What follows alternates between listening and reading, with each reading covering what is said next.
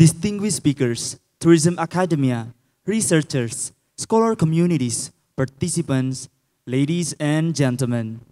Good morning and welcome to the ASEAN Plus 3 Tourism Training and Education Network Forum 2023. I am Anthony Sam. And I am Helsinki Del Grande, and we are students of Travel Department and High Bandung Tourism Politeknik. It is our honor to be a master of ceremony for this forum. Allow us to recite today's agenda with the main program being the ASEAN Plus 3 Tourism Training and Education Network Forum 2023. Our first main agenda of the day is the first plenarization with the topic of upscaling world-class research and social services for learning experiences, followed by the second panel discussion with the topic of new learning experiences capabilities, transformation of digital maturity, green innovation, and generation lifestyle.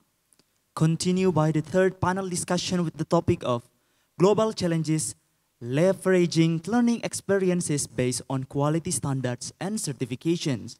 Afterwards, the fourth panel discussion with the topic of benchmarking of learning experiences from managing teaching hotel. Followed by the fifth panel discussion with the topic of redefining learning experience in post-pandemic, the perspective of management education faculty members and the students. And lastly, the closing remarks to officially close the forum. Ladies and gentlemen, let us welcome the Director of NHI Bandung Tourism Politeknik to deliver an opening remarks. To Mr. Andar Danova, the floor is yours.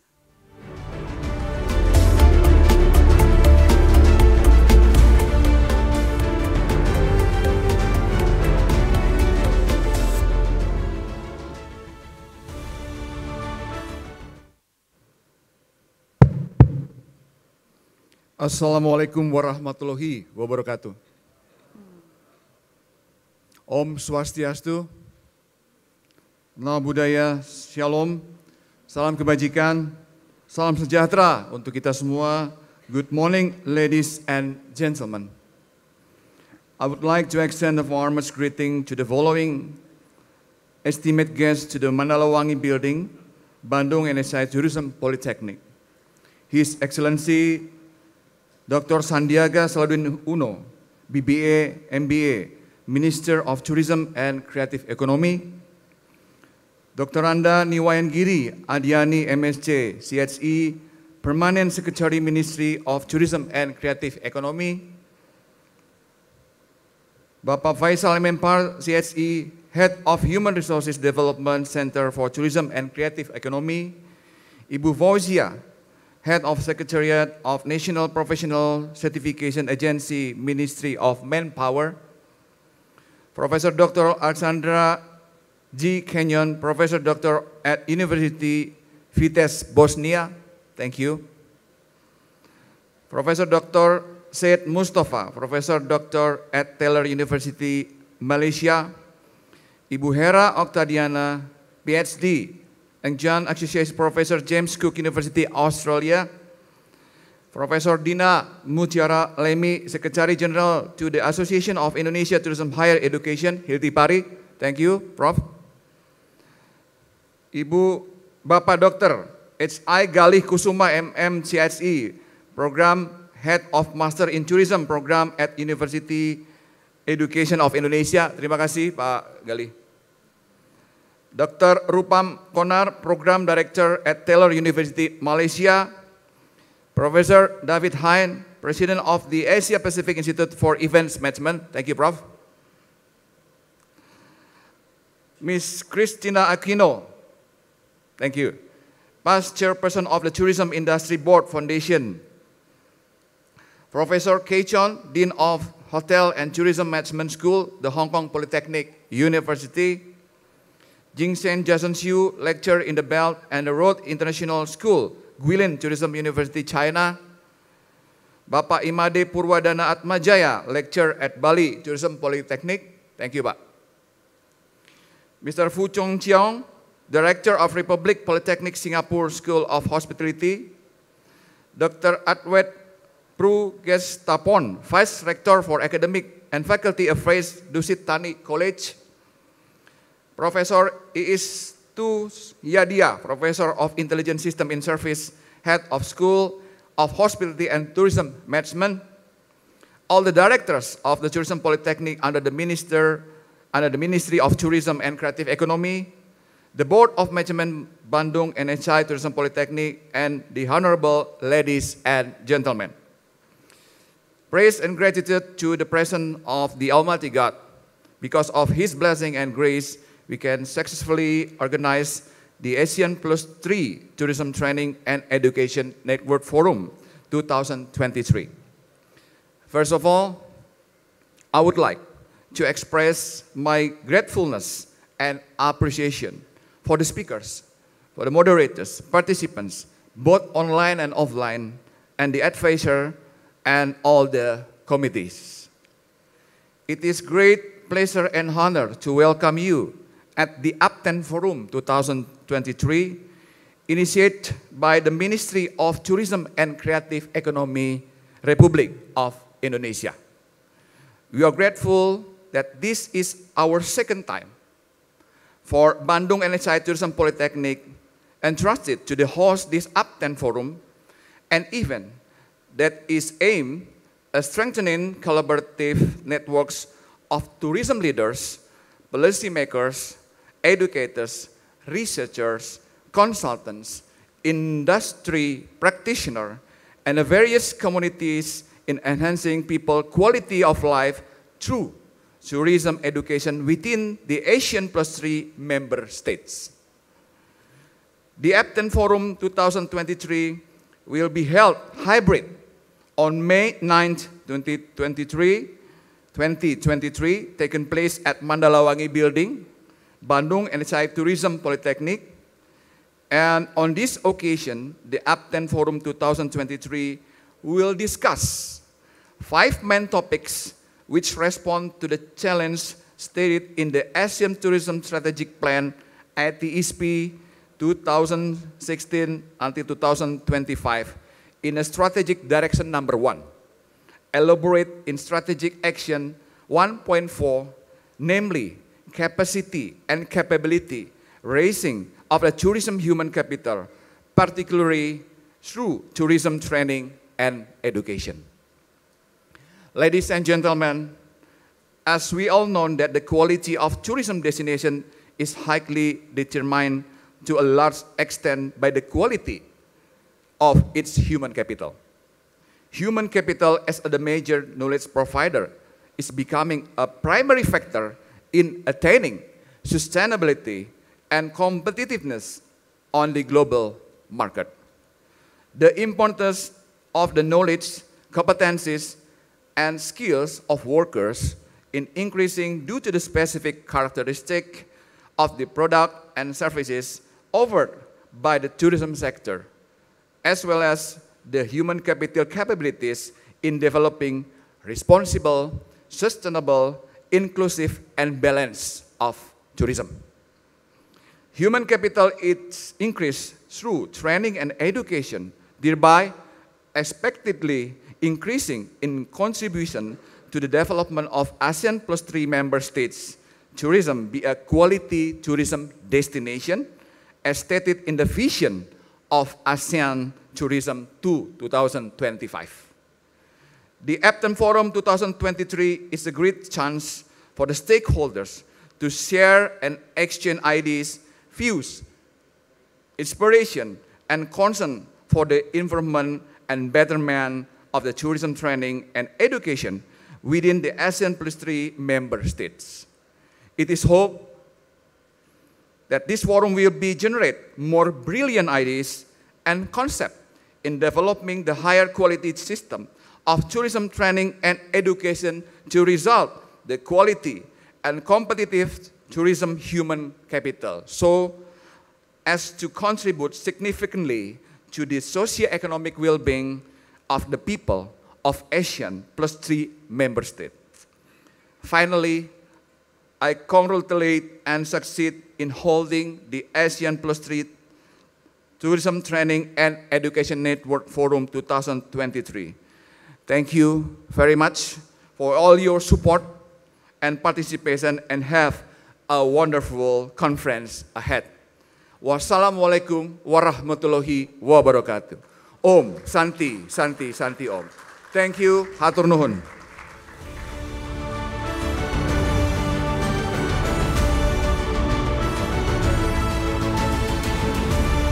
Thank you, Mr. Andar Danova, for delivering the welcoming remarks.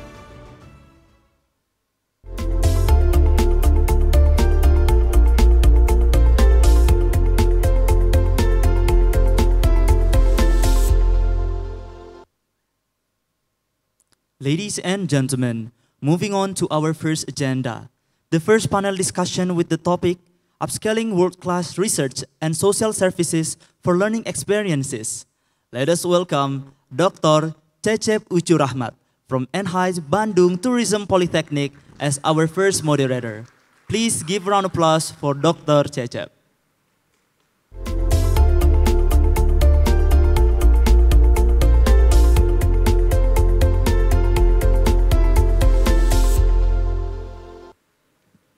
Good morning, Dr. Cecep. Thank you for joining us today. How are you, Pak? Fine, thank you. And you? I'm amazing. Thank you, Pak. Okay, Pak Cecep, Dr. Cecep, are you ready to lead our first panel discussion today? I'm ready, insyaAllah. All right, Dr. Cecep, the floor is yours. Okay, bismillahirrahmanirrahim. Assalamualaikum warahmatullahi wabarakatuh. Salam sejahtera bagi kita semua, salam kebajikan. Good morning, everyone. Welcome to ASEAN Plus 3 Tourism Training and Education Network Forum 2023. My name is Cecep Ucu Rahman. I will be a moderator in this first session. I am a senior lecturer and head of Research and Community Service Center in NHI Bandung Tourism Politeknik, Indonesia. Before we begin our session, I would like to remind all the audience the session rules. First, each of our speakers will have approximately 10 to 15 minutes for their presentation. We first listen to all the presentation are completed. Afterwards, we may then use the remaining time we have for the question and answer at the end of the session, about also 10 to 15 minutes. Second, the audience may raise their hands may raise their question after all the presentation delivered by the speakers. The first chance will be given for the audience who come offline in this room. They ask the question first, followed by our audience who are joining us online can use the chat box. Now, it's my great pleasure to invite our distinguished speaker of the first session this morning. Please allow me to introduce our speaker for this morning. First is Professor Dr. Alexandra J. Kenyon. Please join me here, Prof. Alex.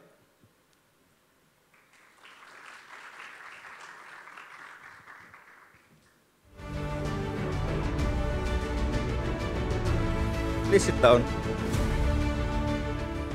Prof. Alex is Professor Doctor of Management and Social Science, University Vitesse, Bosnia. She also became expert member to validate BA Events Management degree at Bahrain Politeknik. Welcome to Bandung, Prof. Alex. It is an honor to have you here. Okay. Our second speaker who joined online is Professor Dr. Syed Mustafa Rasolimanes. Prof. Syed is Professor Doctor of School of Hospitality, Tourism and Events, Taylor University, Malaysia.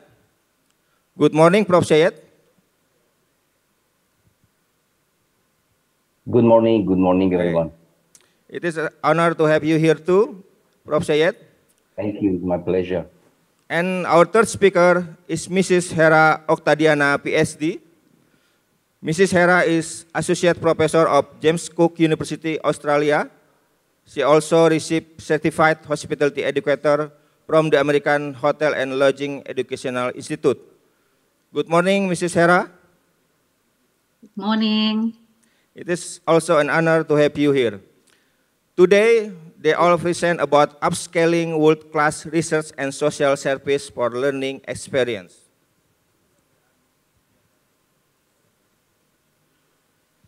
Ladies and gentlemen, let's start then according to the list. Our first speaker in this session.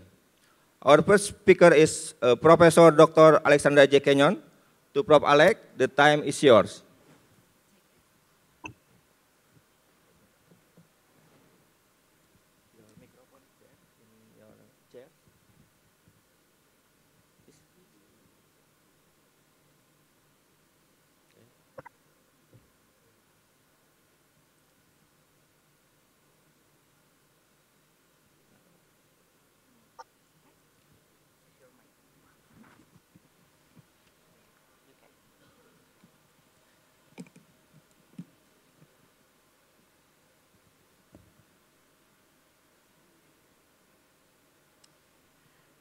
Okay, could we start the presentation, please?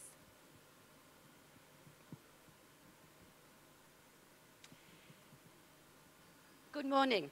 It is my great honor to be here with you today at this conference. May I thank Director Mr. Nova and the organizers of the conference. The presentations and discussions that we had yesterday were excellent, and I'm sure we all learnt a lot. And I'm looking forward to learning a lot more from the shared information today. My presentation looks at tourism from a humanistic point of view.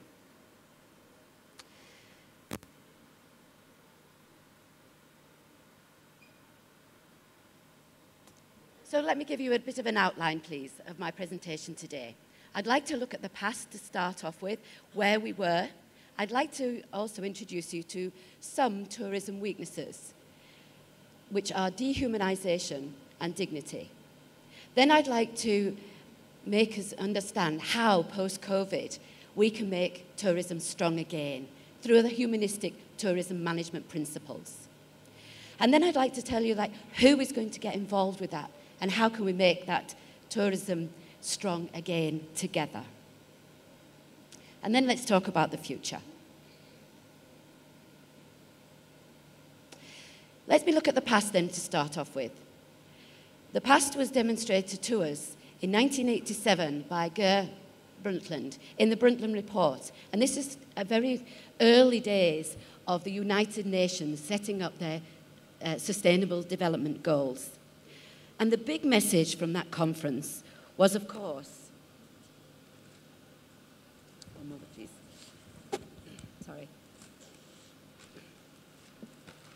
To ensure that the development meets the needs of the present without compromising the ability of future generations to meet their needs. And so that was obviously clear and very important. So we'll go through that. So the idea is now to have a look at the past and ensure that tourism is not going forward and compromising what the future generations, such as you students that are with us today, are compromised. So tourism has been accused of not caring about the human environment and sometimes compromising that ability for the future generations, such as yourselves. There is the great news, though, of course, about tourism and the fact that travel pays. 1 in 10 of people around the world have some connection with working within the tourism organization. So that's a fantastic matter. And if you can see from this model here, at the top, there are all of those tourists. And the tourists that bring money and great news to the economy in the cities and resorts that they are visiting, they add to the economics of that place, whether they are coming by a cruise line, an airplane, or coming by car. There's a contribution to the economy. Similarly, what they pay in the hotels, what they eat, etc., additional contribution. So you can easily see how 1 in 10 people have got that connection with tourism.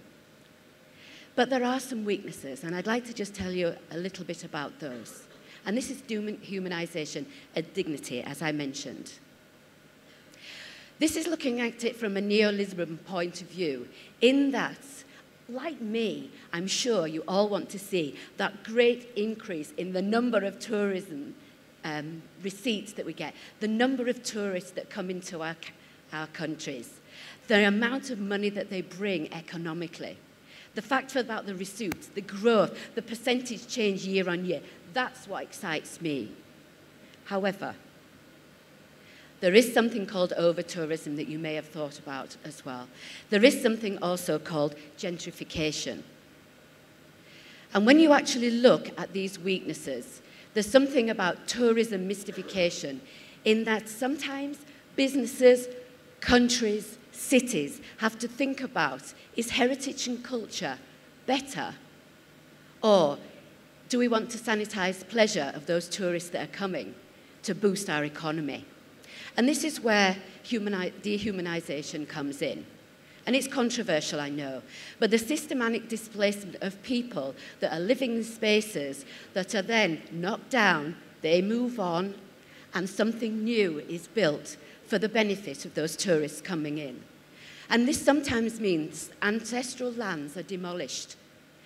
The tourism workforce comes demoralized because all they're doing is working with creating pleasure for others, when sometimes then what that means is they've lost some of their culture, lost some of their heritage, and lost some of their art. Can we together correct some of those weaknesses? Can we make tourism strong again after the pandemic? Can we humanize tourism and make sure it links into the human environment? Yes, of course we can do that. Let's just remind ourselves, though, to see what tourism should be. Tourism, as you know, is an information-intensive industry. It's all about experiences, about great experience that you remember forever. It's about co-creation between the relationships between the host and the guests. So in order to be able to make sure that we do that with tourism, give those experiences, let's think about being human-centric. As an academic, because I was asked to look at world-class research, I looked to see what has been done in terms of humanism in tourism management. So I'd like to share with you now how to make tourism strong again through humanistic tourism management principles. Shh, don't tell anyone, but if you use the Centre of Humanistic Tourism Management, then economic growth is not the #1 priority. So let me tell you about the findings of what is a priority. It's about human dignity, ethics, and legitimacy. So let's have a look at what that means. This is about humanistic tourism management is about sharing, creating value equally between that host and the guest. Thinking holistically, thinking about the well-being of the host and the guest, but thinking about the well-being of the whole of the society, the community in which tourism is taking place. And of course, we must ensure that it is sustainable. And of course, we must be cognizant, thinking about human dignity, being moral, seeking justice and equality, which makes it legitimate. Now, who's going to help tourism become strong again? People can't do this individually. So what do? We look at 3 different stakeholders. We call it the triple helix. This is about the combined knowledge. By combining the knowledge like we did yesterday and today, we can make a better and stronger tourism organisation. The 3 stakeholders, therefore, are the national local governments, tourism industry, universities, accreditation bodies, and training. And yesterday we learned a great deal about that collaboration to professionalise, upskill our workforce, which are the students that are with us today. We need to make it human-centric, and we need to professionalise the workforce, extra dignity for them too, and then that combination of making it human-centric too. So when we look back then about the human environment, perhaps when we think back to the Brundtland reports, in that the shared development, that means the needs of the tourism industry will no longer be weak. They will be human. They will act with dignity, with each other and with the sustainable environment in which we work in. Put humans at the centre. Thank you.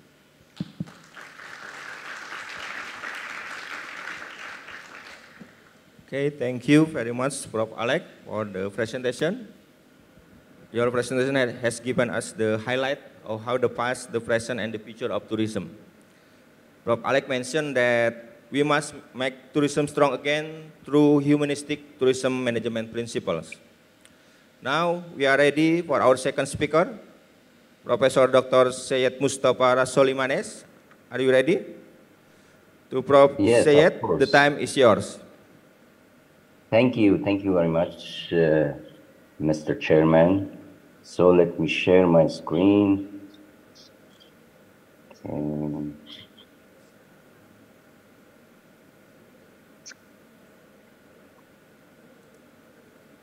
Hope you can see my screen, and now it's in presentation mode. Thank you very much for the invitation for this conference, ASEAN Plus 3 Tourism Training and Education Forum. And thanks to the organizer of this conference, Ministry of Tourism and Creative Economy and NHI Bandung Politeknik of Tourism. Sorry for not being able to be physically in Bandung, very beautiful Bandung. I have been there, and so this time I could not make it. Hopefully next time I can attend a conference in Indonesia, beautiful Indonesia. The topic of this session is, and the panel is the upscaling world-class research and social service and for learning experience. I'm Dr. Mustafa, Professor of Tourism in the Faculty of Social Science and Leisure Management, Taylor's University, and also Director of Sustainable Tourism Impact Lab and Center for Research and Innovation in Tourism. So in this panel, I will try to focus on two things from the topic and the title of this panel: world-class research and the impact of world-class research on learning experiences. First, what's the meaning of world-class research, and what's the component of world-class research? I'm happy that Prof. Kenyon explained about humanizing tourism and refer to sustainable tourism concept. So I want to start from her presentation and follow to go for my presentation. The topic that she covered, actually one of the important topic that can be a topic for a world-class research. So a world-class research, first component of world-class research refer to a worldwide issue. What's the issue, what's the problem that we want to cover in our research if we want to consider our research as a world-class and find solution for this problem. Nowadays, you know, some issue like sustainability of tourism and contribution of tourism to SDG, different SDG, is a big topic. You know, the tourism has, she mentioned some negative impact of tourism and some negative perspective for tourism to focus only on economic growth and make economic growth as a priority. So we know tourism has some negative side, and of course there are a lot of positive side. And the topic of sustainability has been discussed for 5 decades, but still it's a big topic to work on it. And for example, for environmental protection, we know tourism now one of the big contributor to CO2 emissions. So this is an important area that need to be considered. Humanizing tourism and the role of local community as not host of the destination, as the owner of destination, is another topic under this umbrella that should be considered. So the main, one of the main components of world-class research is the topic and content and the knowledge that we want to produce and the problem that we want to solve during this and using this world-class research.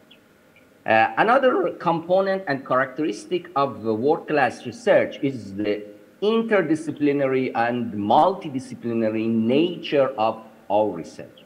You know, the tourism is a very complex context. We believe tourism is a multidisciplinary context, and different disciplines can contribute to tourism. Discipline like geography, sociology, psychology, anthropology, economics, business, engineering, and many different disciplines can contribute to tourism. So another characteristic of world-class research is the interdisciplinary and multidisciplinary nature of research by contribution of researchers from different disciplines to solve a problem.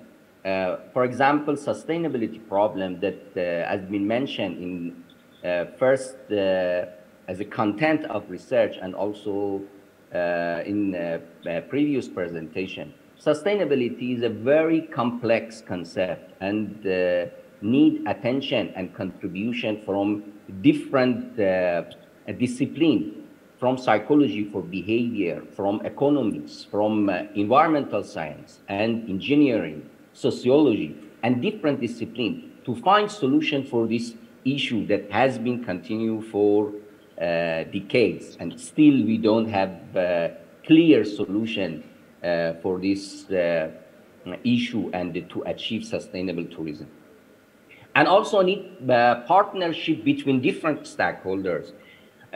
Tourism, we have different stakeholders that are part of this cycle, and tourist is one part of tourism ecosystem, but local communities, another part of another important part of this ecosystem.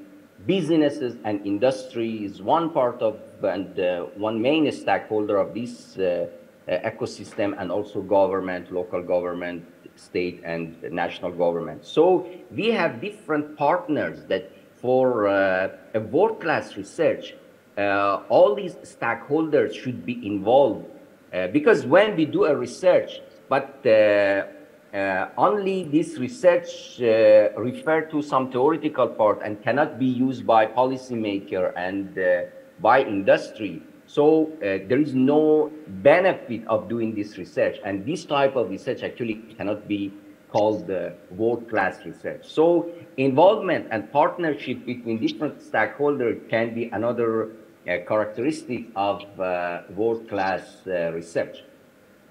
Innovation and creativity. This is another component and characteristic of world-class research. If you want to do a world-class research, we need to come out with of course, for doing research, we need to follow a robust methodology, but we need to have innovative methodology and design for conducting world-class research, and sometimes innovation in knowledge and theory for conducting research. Here, I just want to give you an example.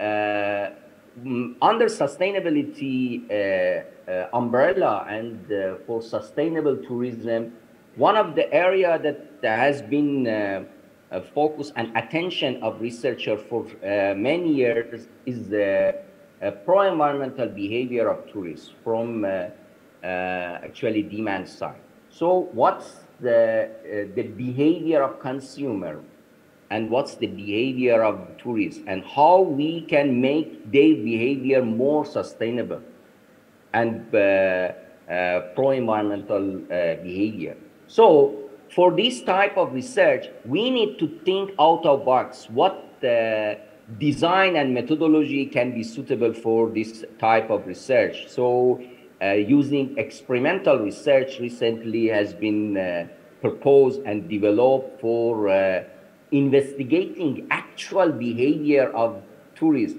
And also, there are a lot of issues with the theories that have been applied many decades ago, but are not applicable at the moment in tourism context. Because in tourism context, we have really different contexts that need to apply some new theories that can answer and can address issues in this context. So innovation and creativity is another component of a world-class research that need to be considered. And last one but not least, and maybe the most important part, is impactful research. So if we want to do a world-class research, we need to consider impact of our research. What's the impact of our research on society and community? Prof. Syed, your time only about 4 minutes more. Thank you. Okay. Society and community, we need to consider impact of our research in society and community, and of course, industry. This is another component of world-class research, and how world-class research can influence learning experience. Here I look at learning experience of students. A world-class research can help students, if we conduct world-class research, for our educator and student, can expose them to trend and worldwide in the interdisciplinary and multidisciplinary issue, and they understand cutting-edge research and expose them to cutting-edge research. So when they complete their study and join industry, they can understand what's the issue, worldwide issue that need to be considered.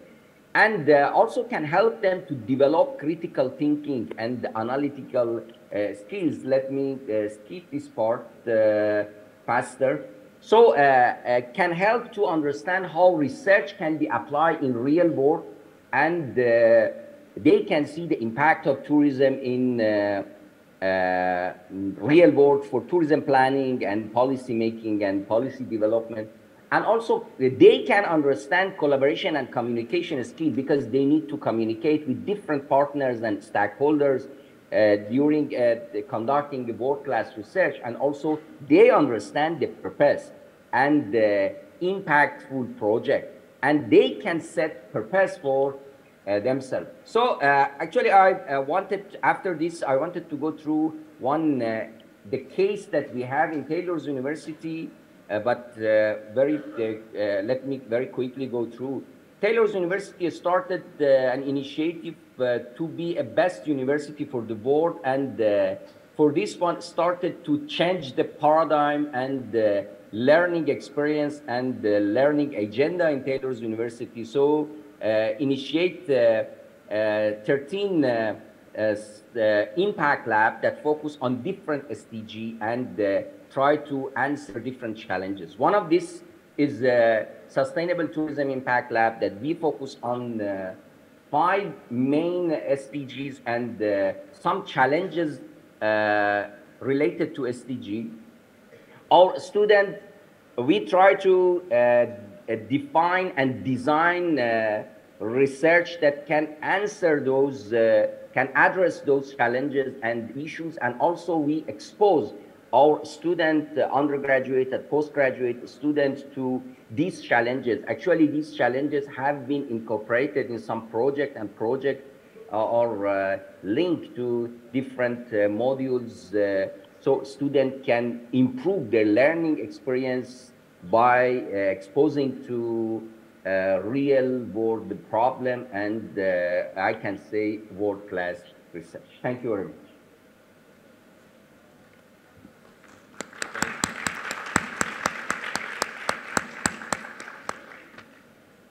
Thank you very much, Prof. Syed, for the interesting presentation. Your presentation has given us the latest update about world-class research in tourism that we must consider of context and knowledge, and then interdisciplinary collaboration, and innovation and creativity, and also impactful research. And you mentioned also that world-class research and for learning experience can provide new insight for educators and students. Now, we are ready for our third speakers, Mrs. Hera Oktadiana, VSD. Are you ready, Bu Hera? Sorry, I'm still unmute. Okay, yes, I'm ready. Thank you. So, Mrs. Hera, the time is yours. Thank you. So I can start share my screen.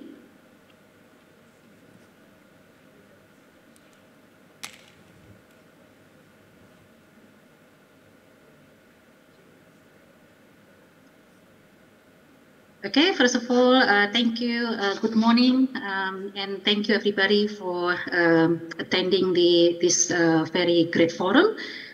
So now it's already afternoon in here at where I am, because I live in Australia, in Queensland. So today I would like to talk about the why do world-class research and social services matters for the students' learning experiences.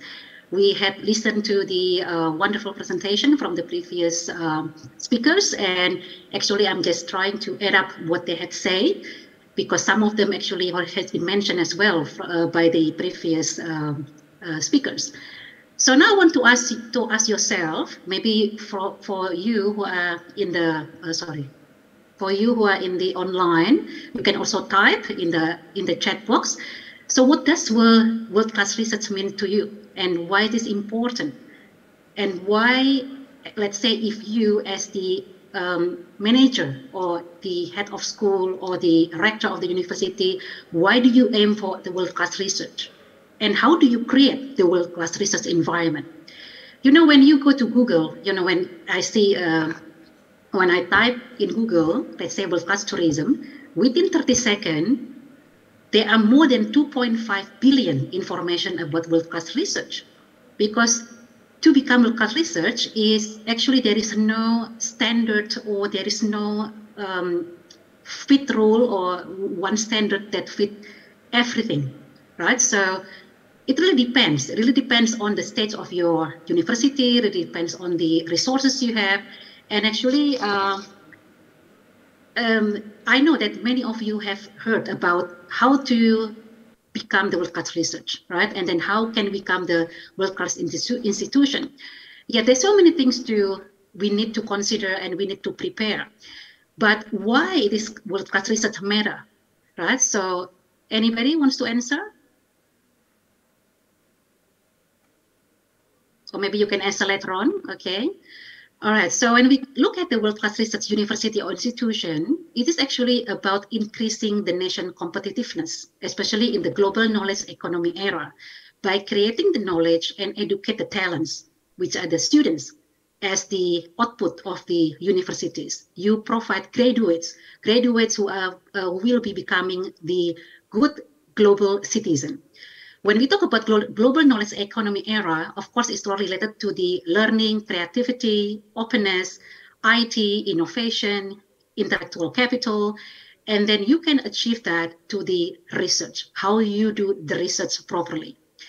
Okay, now let's have a look. If you want to become the world-class research institution, there are a lot of things that you need to consider, and it's not as simple as it sounds, right?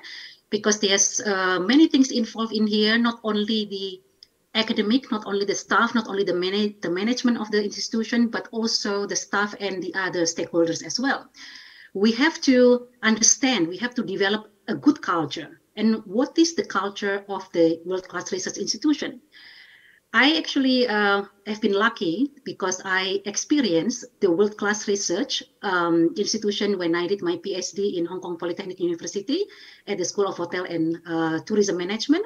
And Prof. Kay Chon, which is one of the speaker, was my supervisor, PhD supervisor. And I was very happy and glad that I could study in PhD under his supervision, and I learned a lot about how to do research in the world-class research institution.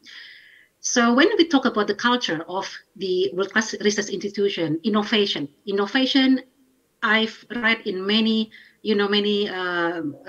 articles, news, and even mentioned by previous speakers as well. Innovation is one of the key to become the world-class research. innovation, discovery, partnership and collaboration, creative thinking, interdisciplinary, internationalization. You have to develop these cultures to become the world-class research institution. You also have to understand about the equity, diversity, and inclusion in research. So this, I've heard, I know that maybe you know about equity, diversity, and inclusion, right? So it means like you open the for the opportunities for all, right? Including embracing the minority or under the privilege, and also about gender equality and people from different background, different culture. You have to embrace them, because those will make your research become rich. Those will create a rich environment, and then you can learn a lot from that. And then shared governance. Shared governance, not only that when you make decisions, it's not only based on the the management level, but you also have to include students. You have to include other relevant stakeholders to make the decision. And then for training and development not only for the staff, but also for the students, because students also very important resources. They are going to become, the graduate who will enhance the name of the university, and then who will create the world-class research institution. And then strong commitment from the management, of course, and all the staff and the parties involved, and the students. And of course, you also need the management support. Management support is very critical in here. And well-being of the staff and the students, that's important, because you have to become the balance. I know that maybe all of you wants to pursue, we have to publish in the international, international journal. I have to publish maybe in a year, I have to publish 5 articles minimum. I have to produce this, I have to produce that.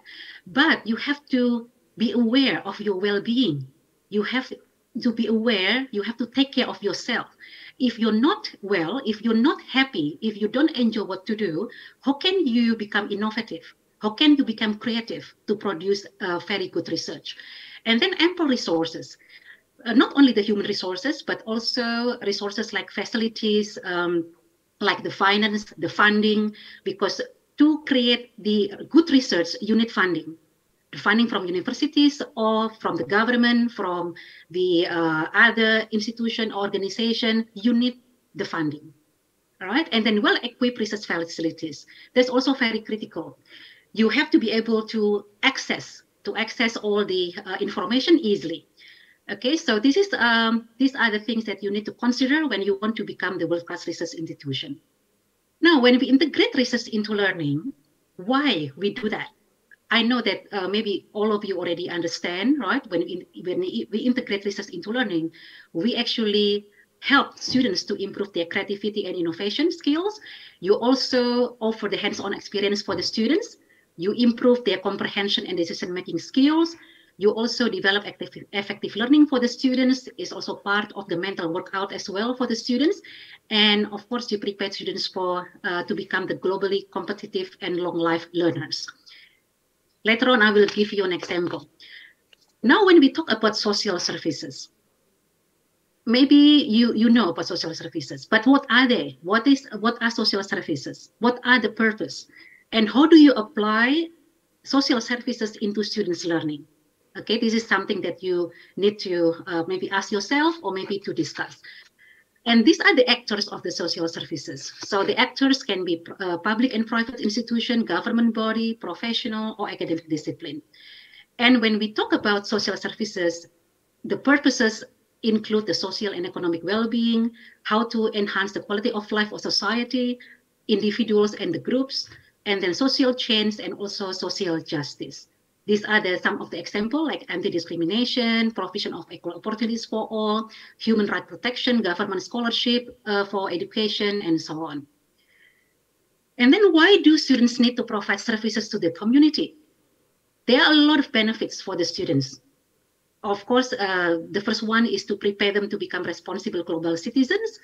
The students also can align what they have learned in the school to the real life situation. So when they deal with the real issues in the real life, they can align what they have learned. And then to improve physical and mental health, because when we do the community service, when we do the voluntary work, when we help people, you happy, right? You are happy. You feel happy. You feel the feeling is really is hard to describe, because when you help people and you know the people are happy, you also will be very happy, right? So that's why it's also improve physical and mental health of Excuse me, the Mrs. students. Hera. And also Your yes, time is 4 minutes more. Thank you. yeah, okay. Yeah, and then also to create the network and also to build the working experience for the students, foster empathy for the people with different needs, and also develop resilience. Now I'm going to give you a very quick example. This is the practices from Trisakti Institute of Tourism Indonesia, my alma mater, and also I'm affiliated with Trisakti at the moment. I'm also teaching there. So this is Trisakti assistant to Cibuntu village to become a tourism village. So the village was a sand mining field underdeveloped for infrastructure and low-income community, and they transformed into the village, tourism village in 2012, less than 1 year from the initial development. Now the village has been receiving several national and international awards, and this is one of the Trisakti project that which actually they also involve students and the academic people as well. So you can see in here, this is before and now, so Cibuntu village. And then interestingly, last January, I had a chance to bring some of the JCU students to go to the cultural trip for 2 weeks to Cibuntu Tourism Village, and also to see the attraction. And this the JCU students interacting with the local community. They provide recommendation for the village the advancement. They also help the village and the surrounding area, the people who manage the attraction, to create promotional video, which is part of the technology in community. And then another practices, this is actually the Pekalongan City Tourism Development Project to promote cultural heritage and food tourism. It is initiated by the bachelor degree students. So the bachelor degree students internship, they did it in Pekalongan, and then the Pekalongan city government, they are very happy. So they invited the Trisakti staff and students to develop the city tourism project. And these are the agenda, including the tour guiding, entrepreneurship training program, and then of course, the technology is very helpful to provide information access and transfer. And from this, one of the research output is the book chapter on the Handbook of Sustainable Urban Tourism, which will be published soon this year by Edward Elgar Publisher. Another practice is also initiated by master student of Trisakti in 2017, until they develop the MOU between the Karawang Tourism Office and Trisakti to develop Karawang Tourism City. And this is some of the project. And you can also see in here how the students and then the staff do the social services. And then the technology here is also used for the information access and transfer, and also to produce tourism mapping and model. And part of the story is also become the book chapter in the Handbook of Sustainable Urban Tourism. So this is some of the examples that you can do, right, to integrate the social services and also research, and at the end you can produce the research output. And then this actually includes students, staff, and also the community and government. And this is the final PPT. So you can see in here, to enrich students' learning experiences is not only about teaching and learning. This is very important, of course, but also about how you develop the students, managing the emotion and service, and so on, and then capabilities, competencies, services to the community, research activities supported by the academic culture, learning environment, and technology. So it will create the world-class research and community development and well-being. And at the end, of course, is to create the global citizen who strive for the benefit of the community and capable to promote nation's competitiveness in the era of global knowledge economy. Okay, thank you very much for your participation. If this is one of my YouTube channel, just starting. This is about tourism research and publication. So if you want to visit my YouTube, you are welcome.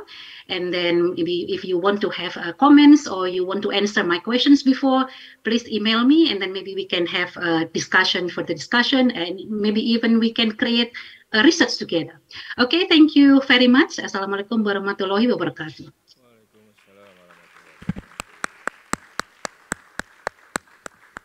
Thank you, Mrs. Hera, for the interesting presentation. Your presentation has given us that to upscaling world-class research institution, we must equity, diversity, and inclusion in research.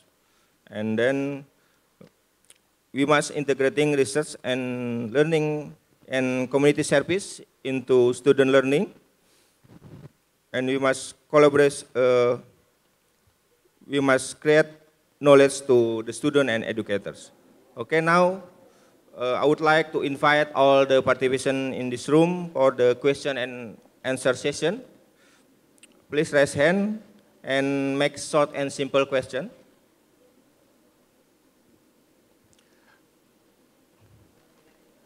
Maybe from me first to Professor Alexander J. Kenyon.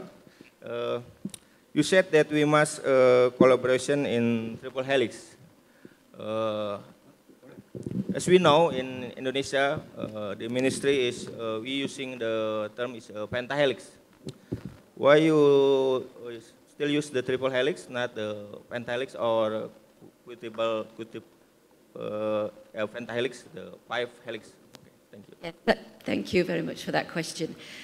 I was going to include the quintuple helix, or as you call it, the pentahelix. I just thought that might be a little bit too much to try and describe in this session today. However, if I may, can I do it now? The people that were involved in the triple helix are universities like you and training organisations and those that do accreditation that were presented to us yesterday. The other one is local governments, regional governments, national governments, and obviously the United Nations. And those are a part of the elements there in terms of government. Then we've got, of course, the tourism and hospitality industry. Now, people that join together and make research and make things happen also need to consider the community in which they're doing the work, which is number 4.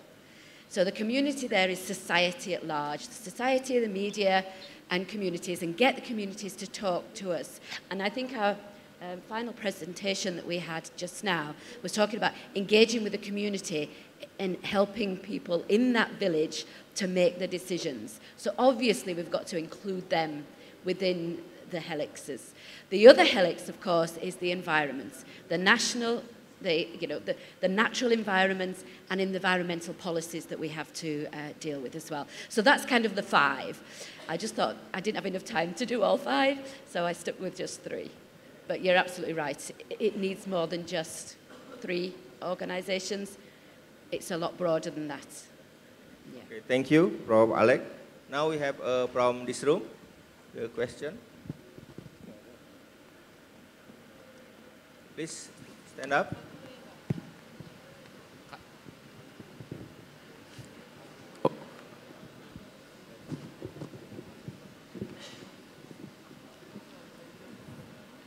All right, thanks for the chance given to me. This is my question to Prof. Alexandra. Okay, Prof. Alexandra, could you share with us about the philosophy of tourism or the ideological which support sustainability tourism in your country? Because according to this book, Sustainable Tourism, entitled Sustainable Tourism by Igede Ardika, we know in Indonesia, Pancasila is a philosophy and ideological ground which explain the harmonization between God, people, and planet or nature. So, what about your country? Thank you.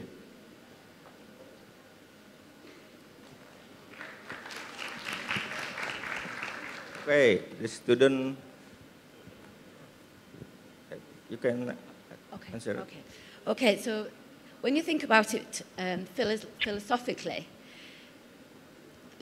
you can think about it from a phenomenological point of view or a positive point of view, but if we also think about it from a sociological and an anthropological points of view as well, because when you're thinking about humans, you've got to put about their minds, what their dignity, how they socialize with each other, how we interact with each other. And this is formed and created through time and how we've grown up with our families within the society in which we are part of. Of course, we also have other people influencing others, such as religious people, governments, communities, the United Nations, and all of these coming together bring that societal, anthropological, philosophical feelings towards that. And I don't know whether our other speakers may want to help answer that question, because you both discussed the broader and wider picture that we're influencing the research that we do and the way people behave. Okay, maybe another speaker. Can I say something? Yes, the student is asking about the philosophy of sustainable tourism. That in Bali, they have the balance of the human interaction with the God, with the human and the environment. And what your opinion about in your country or in your institution? Actually, I prefer to look at sustainability more from a practical and a pragmatic viewpoint, not a very philosophical viewpoint. Because from a practical and pragmatic viewpoint, we can see the impact of tourism in communities and destinations. So there are different impact, positive and negative impact on destination. And from other perspective, we have different stakeholders for tourism that are some of the stakeholders and attract more attention, like tourists during for research during decades. But some actually have been ignored, like local community and the people that they are a real owner of destination, and they feel impact of tourism more than others.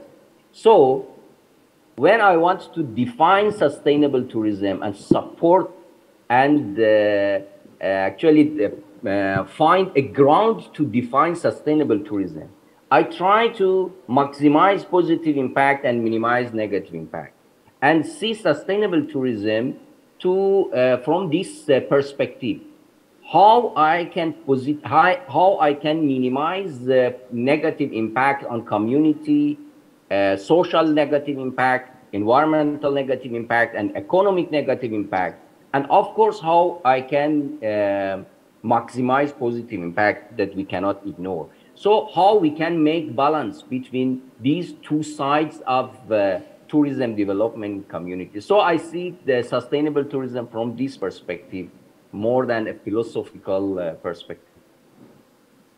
Thank you, Prof. Syed. Mrs. Sarah, do you want to make opinion about the question from student? Yeah, thank you. Yeah, I agree with Prof. Mustafa, right?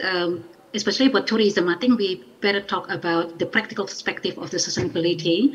And it's not only about environment, but also the social culture and the economy. So because sometimes when when I talk to the students, when they think about sustainability is all only related to the ecotourism or related to environmental protection, or how to avoid the impact of the pollution and so on. But when we talk about sustainability, you have to also to involve the social culture and also the economy, not only focusing on the environmental aspect. So I think that's what we need to think about, how good tourism, right? If we want to improve tourism, become sustainable tourism, we have to look at these three aspects very carefully. So not only just focusing on the one aspect, on the environment, but also on the social culture and the economy as well. Thank you. Okay, thank you. And we have one more question from online. Maybe this is the last question from Inyoman Sudiarte, Faculty of Tourism Udayana University, Bali. This is to Mrs. Hera. How to relate between activity of community service and research, including research of lecturer and student? Yeah, thank you. Thank you, Pak Sudiarta.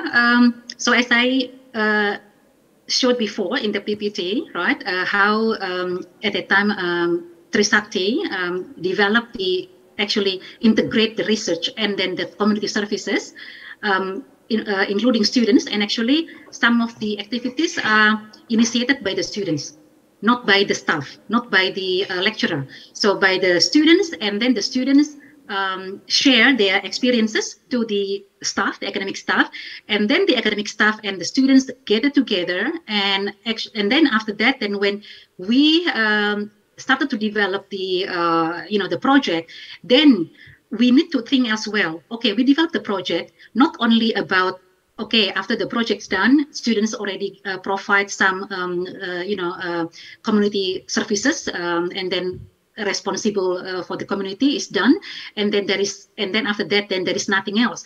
So when you are doing the activities from the beginning, you have to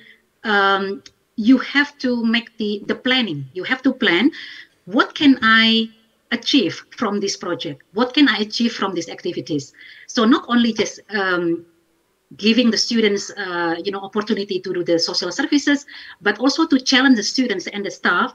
What can you produce in terms of the research? Can you make a publication from what you are doing?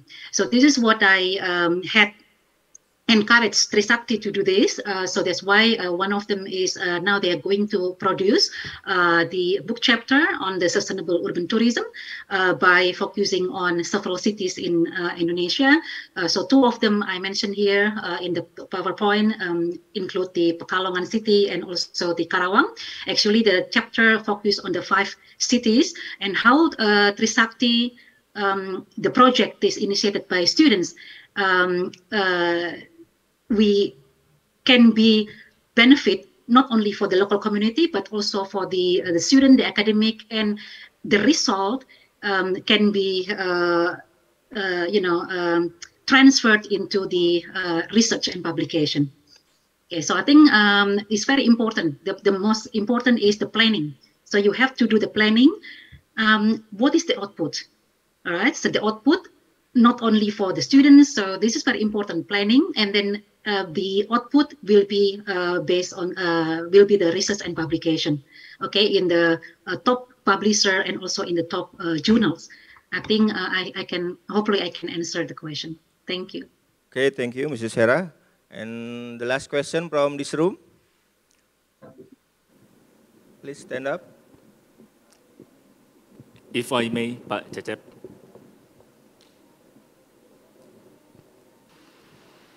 Over here. We have to, okay. Yep, thank you. My first question goes to Professor Alexandra, and it is very interesting to see that you mentioned about the neoliberalism and how tourism is also one of the kind of the neoliberalism nowadays. But then since neoliberalism and tourism, that means also tourism means economic growth.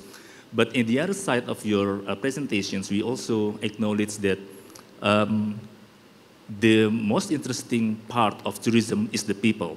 And how do we manage the balance between the economic that in many times associated with the over-tourism, and then without ethics at all, the over-tourism, but then how we manage the economic growth, between economic growth and the people, especially the community development. And my second question goes to Ibu Hera, and thank you for the learning, Ibu, but what kind of advocacy effort did you ever do to give to the government more policy? I mean, how your research affect the government policy for at the end they can assist the local community and local society to develop their economy through tourism. Is it any efforts to do besides or only the research? And a piece of paper that probably it can also transform into a comprehensive policy that can be done by the local government. Thank you. Thank you. Okay, thank you very much. Can you answer it? Okay. So if I may just summarize the question asked to me, I think, as if you're looking at things from a humanistic point of view, one of the things that I mentioned earlier in the slides were sometimes tourism staff become demoralized because they have not got an equal relationship with their guests, particularly in sanitized, over-tourism spaces and places. They understand that it is not necessarily sustainable in using the resources, so they feel an issue there is consciousness. They may see waste, they may see damage to artifacts and buildings, and the picture of the Great Wall of China. People pinch little bits of it to take it home. And those things are on the minds of staff. But at the same time, by not treated equally by tourists, that has an effect on their mental well-being. And I think post-pandemic, many tourism businesses understand about the opportunities for a lot more resilience within their staff members and ensure that they can bounce back when they are knocked back by these issues. And through the training and professionalisation that we heard about yesterday, and one of the things that perhaps could well be in those toolboxes within about professionalisation and upskilling, are things about resilience, how to be resilient, how to improve the areas, how to improve the relationships between guests and hosts, and those kind of visionary things need to be included in our education. They certainly need to be included in university curricula, and definitely in those toolboxes to help fight that resilience, so that tourism staff are not demoralised. And then they also feel as though they're upskilled because they're getting the accreditation and, and praise for getting those additional accreditations and training.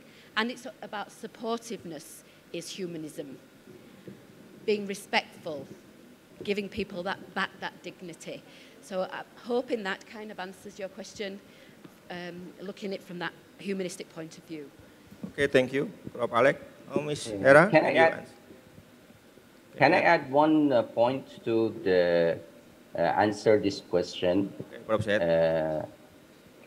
Actually, this is a big discussion and topic, how this economic growth, that is the favorite part for some stakeholders, and the contribution and the role of local community and humanizing that Prof. Alexandra mentioned, can be, we can make balance between these two, and also environmental protection. Always this is the big issue that we have around sustainability and making balance between three pillars. My answer to this question is to have a governance ecosystem. We need to have a governance ecosystem that involves all stakeholders for decision-making process for tourism development in destination. Without this governance ecosystem, actually it's not possible to make balance. Who has more power will be actually the winner. And if industry try to, or part of industry and government try to do more economic growth, so they will focus on increasing numbers. and the local community have no voice in this process.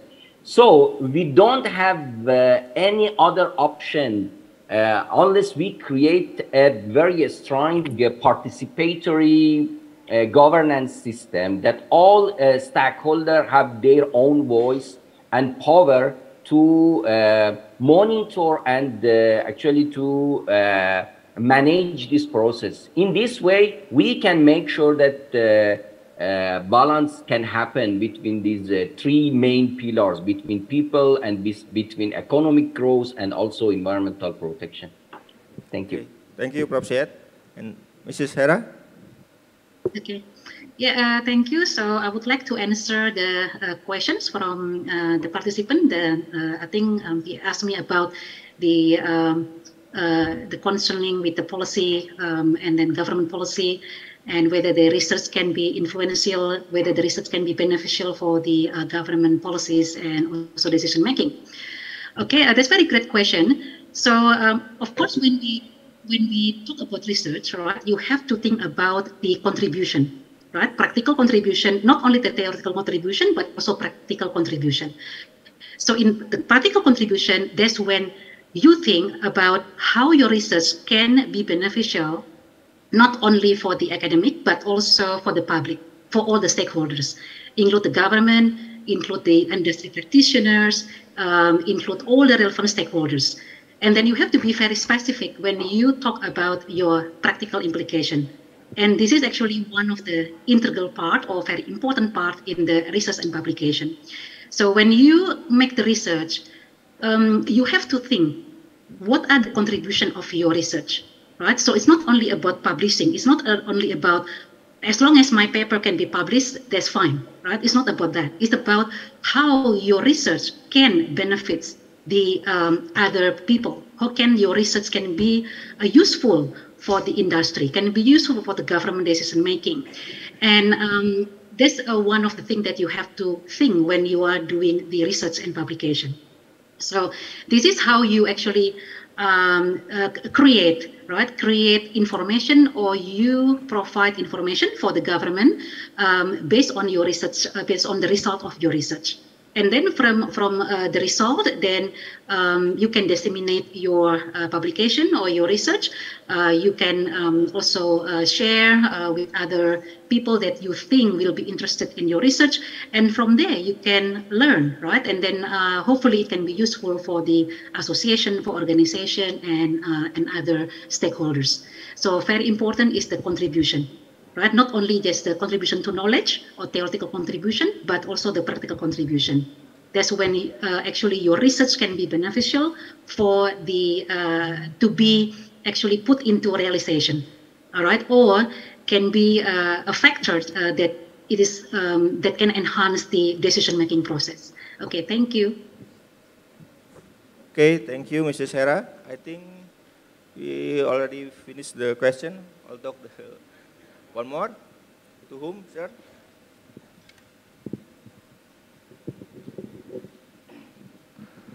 Thank you so much, Prof. Alexander, Prof. Mustafa, and Prof. Hera, and thank you for the moderator, Pak Cecep. I'm Rahmat from Medan Politeknik, Tourism Politeknik of Medan. I say greeting Horas from Medan. Horas. I'm so interested in your presentation, Prof. Why did you deduct pentahelix become triple helix, especially for humanistic tourism, right? That question number one. Question number two is that, how do you levelize people in tourism in terms of that mostly tourism talks about the money, talks about the profit.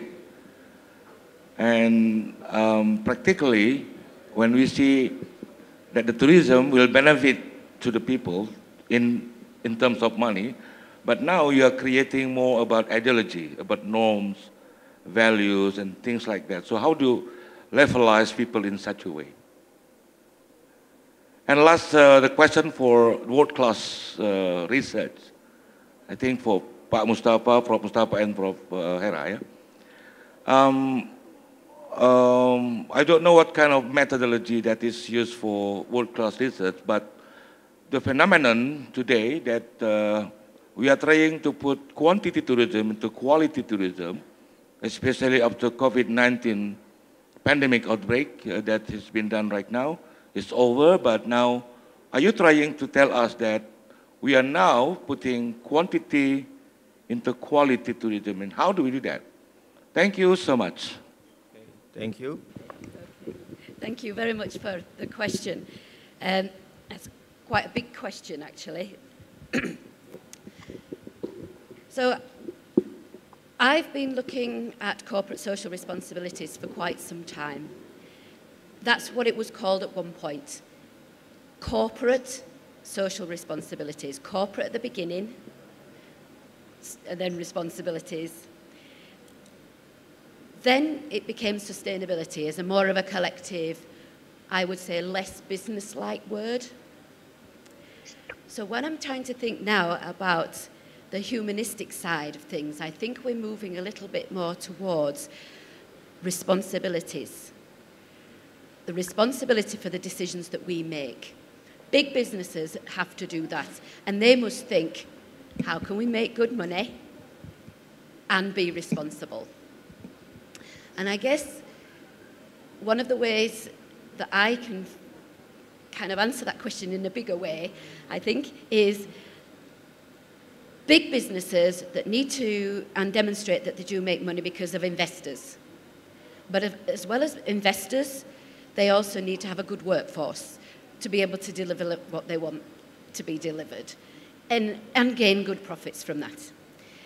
So bigger businesses in tourism hospitality reach out to the Dow Jones Sustainability Index. What they do is they make sure that they have got policies in place and processes in place to ensure that they demonstrate that they are reducing CO2 emissions, reducing waste, and reducing all of those things that need to be reduced. Increasing investment into solar panels, increasing, like the Hilton, for example, putting cameras above the bins in the kitchen to see what's wasted, right down to the minutiae, because they know if something goes in the bin that isn't food, it's a contaminated bin and it costs them 4 times as much money to be taken to the waste disposal places.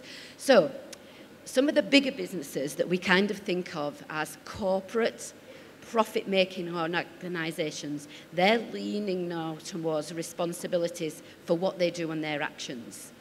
And they are gaining more investment because of that.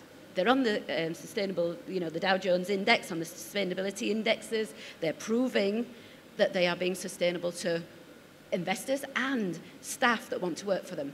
Hopefully, for those people that are thinking about getting a job in tourism, look first at an organisation that is sustainable, that is demonstrating their responsibility-ness, because usually they also invest in their people a lot more, help with the resilience, help with their progression through to management and senior positions.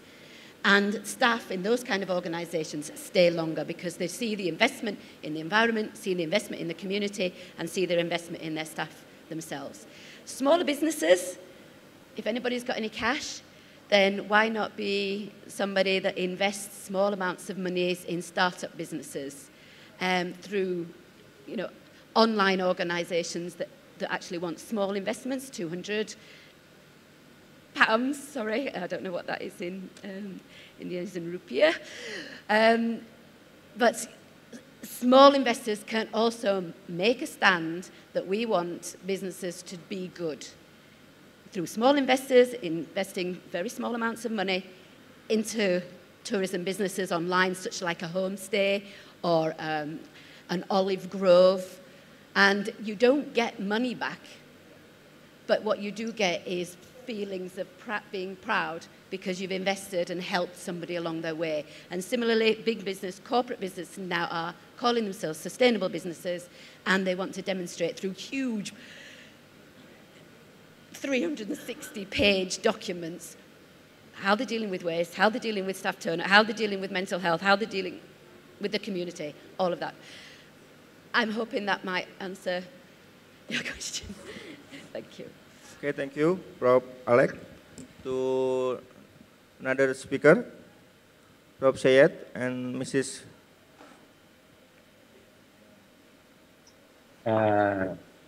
For the methodology for second question, actually there is no specific methodology for world-class research. World-class research is a complex research and collaboration between different partners, and also the issue is interdisciplinary and multidisciplinary issue and concept. So to address this type of question, we have to apply complex and innovative research methodology, as I mentioned. So now we are in the era of technology, so using AI, machine learning, or this type of methodology, or experimental research, or some mixing quantitative and qualitative. So this can be some method that we can apply for investigating complex situation. So world class as a complex situation need innovative and complex methodology. Okay, thank you, Prof. Syed. Mrs. Hera? Yeah, thank you.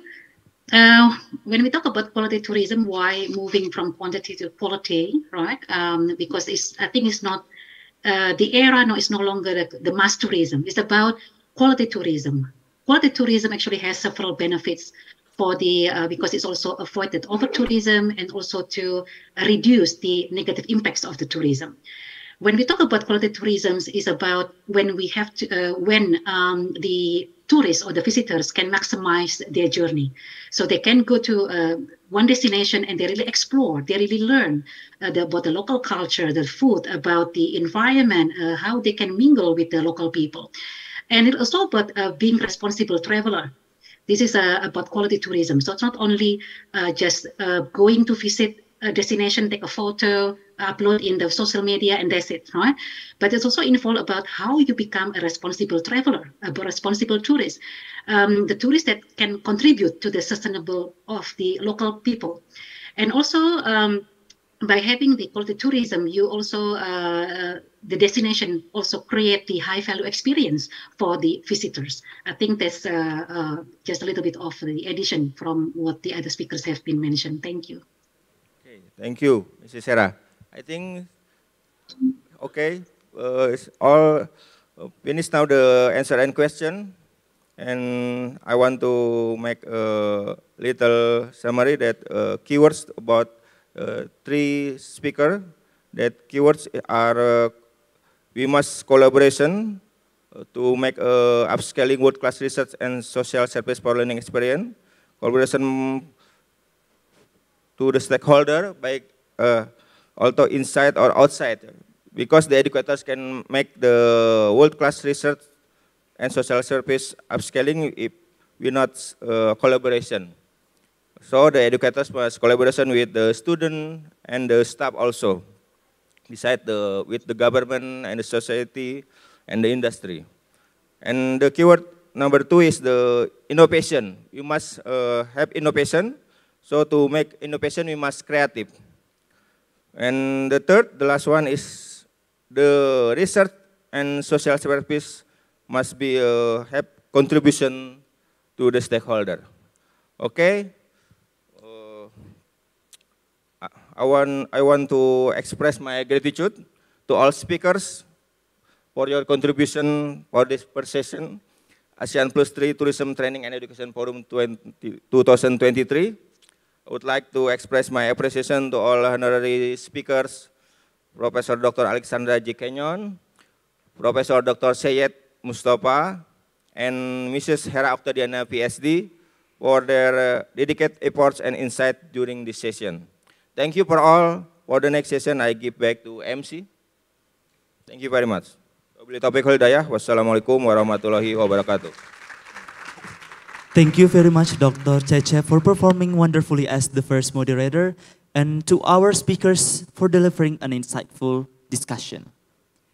Before we close the session, we would like to invite Mrs. Endang Sinaga as the first Vice Director of Academic Affairs and Quality Assurance of NHI Bandung Tourism Politeknik to give the appreciation to our speakers and moderator for the first panel discussion.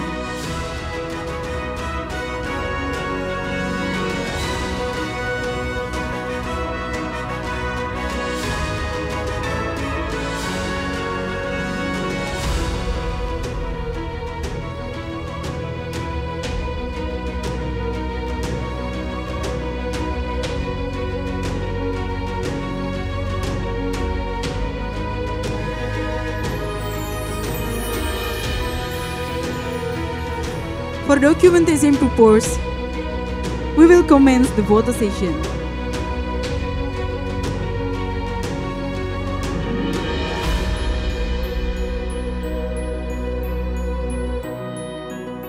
Alright, we will lead the documentation in 3, 2, and 1. Once again, in 3, 2, and 1. All right. Thank you to the moderator and speakers, as well as Mrs. Endang for doing the honors of giving the appreciation.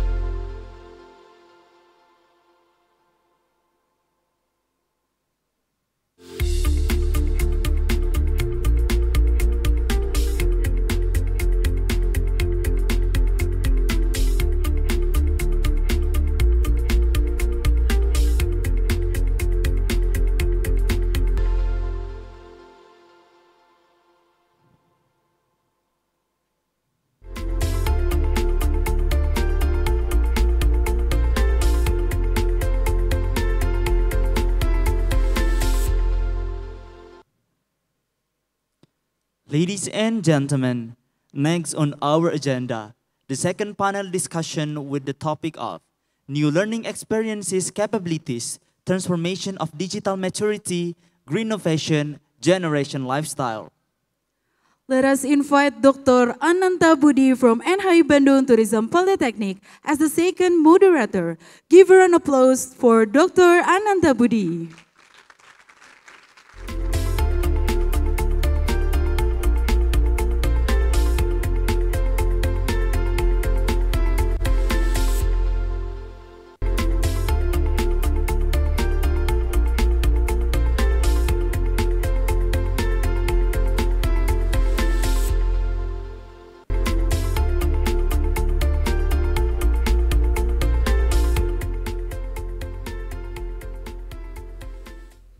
All right, good morning, Dr. Ananta. Good morning. How are you today? Fine, thanks. Great to hear that. Okay, are you ready to lead the second panel discussion for today, Dr. Ananta? Yes. All right. Dr. Ananta, the floor is yours. Okay, thank you. Good morning, everybody. Yes, my name is Dr. Ananta Budi, and I'm the lecturer and Vice Director of Postgraduate Program. Now I will be serving as your moderator today. For our great keynote speaker are attending here, who will be speaking and discussing to us about new learning experiences, capabilities, transformation of digital maturity, green innovation, and generation lifestyle. Now, Moving along to our session, please welcome to our keynote speaker to deliver a presentation entitled above. We invite Professor Dina Mutiara Lemi, APAR MMCSE from Hildikti Pari.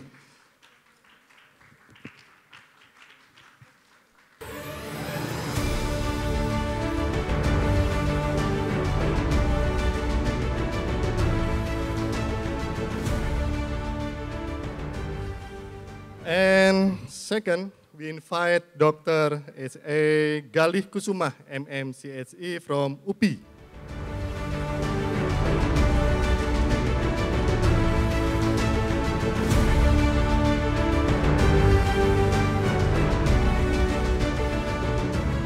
And the last, we invite, of course, from online, Dr. Rupam Konar from Taylor University, Malaysia.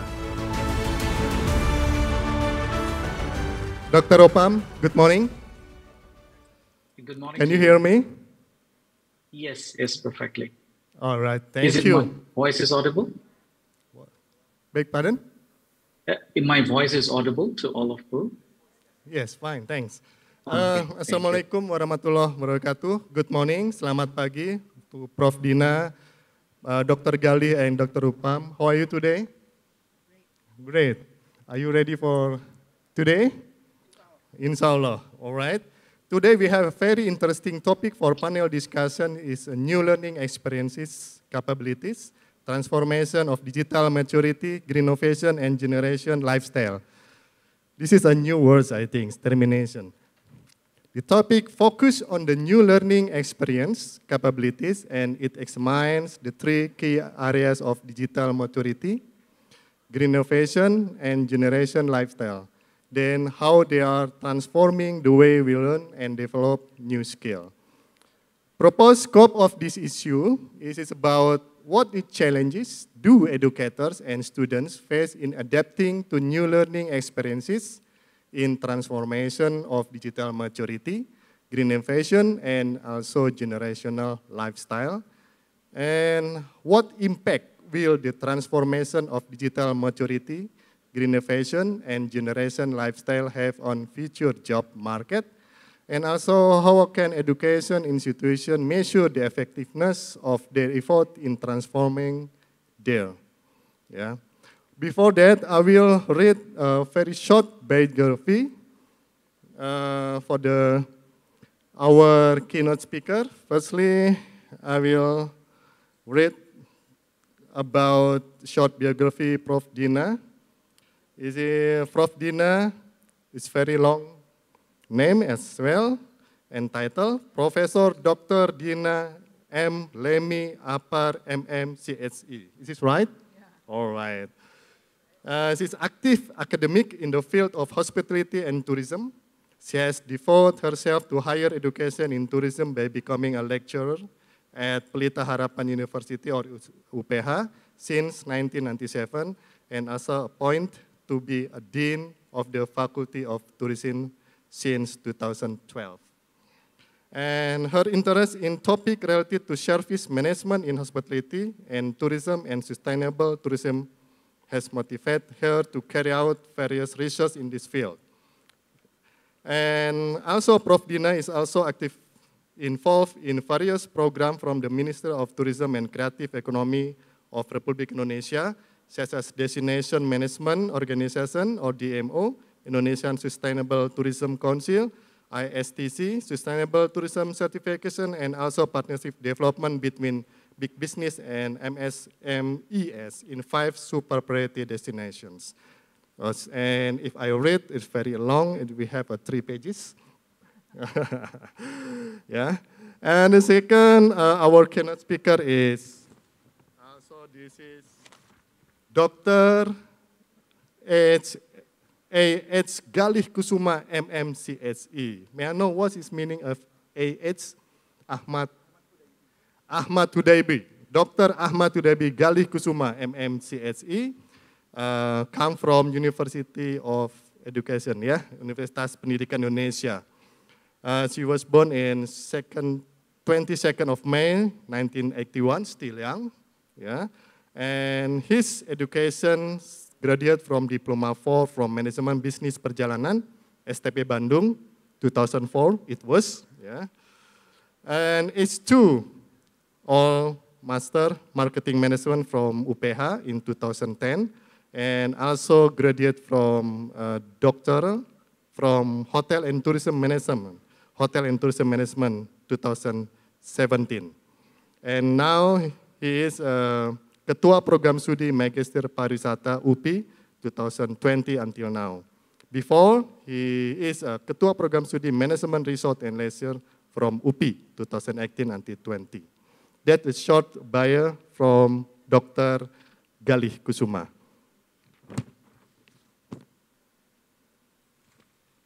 And the last, I will read about bio profile from Dr. Rupam Konar. Dr. Rupam Konar is the Program Director of PhD, Hospitality and Tourism, and MSc Tourism Program, and also a Senior Lecturer in the School of Hospitality, Tourism and Event at Taylor University, Malaysia. He is also serving as Managing Editor for the Scopus Index Asia Pacific Journal of Innovation in Hospitality and Tourism, and also as an Associate Director at Center for Research and Innovation in Tourism. Dr. Rupam is a certified Microsoft Innovative Educator, and also his specialization area includes service innovation, service management, and also service design within the hospitality industry. Welcome, Dr. Rupam. Now,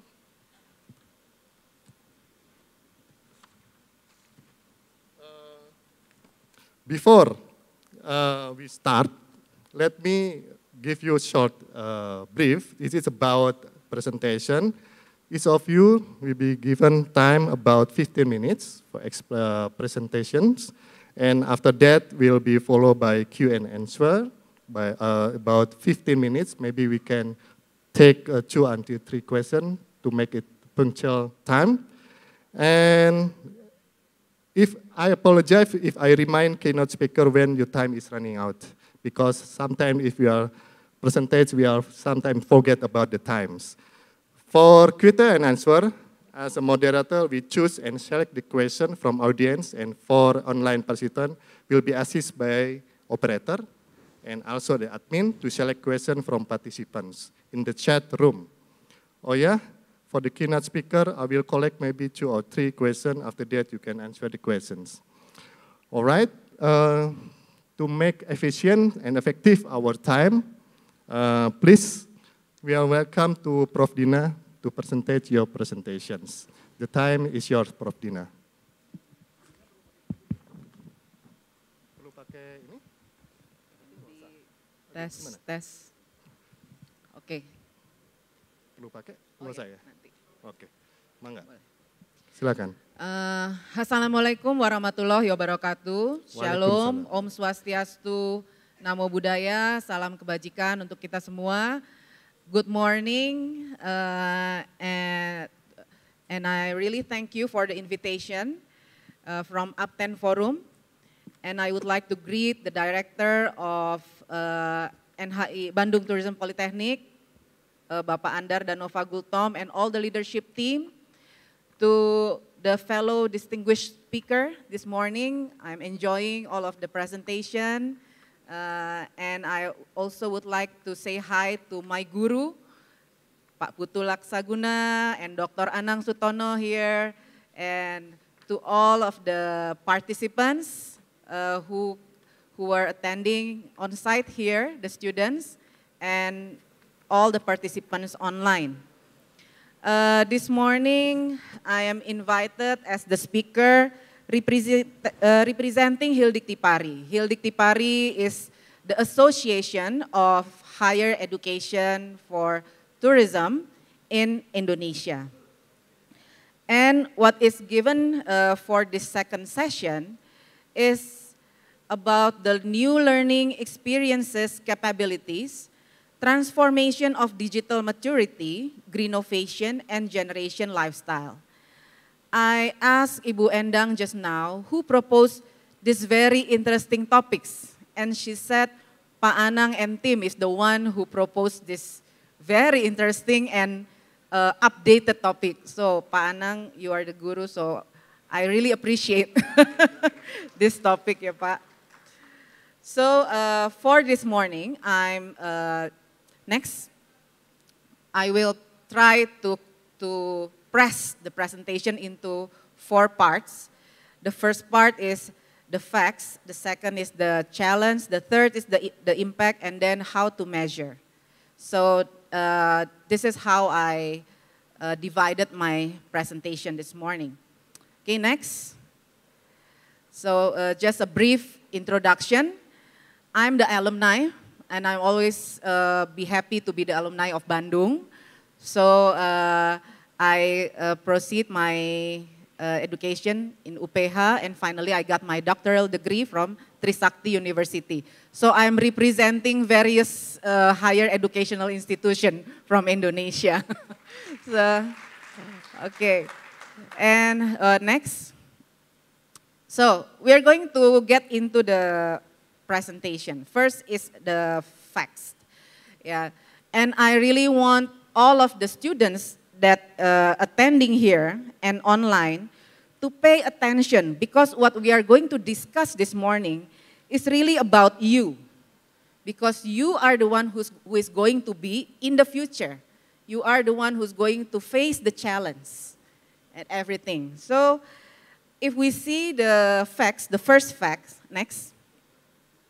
Now the generation at workplace consists of 3 big generations. First, the boomers, which is called the me generations. The second is the generation X, now is very famous as sandwich generation. It is my generation. And then generation Y, who is called as millennials, and generation Z. Now, small part of our workforce are from generation Z, but in the future, you are going to be 40% of the configuration.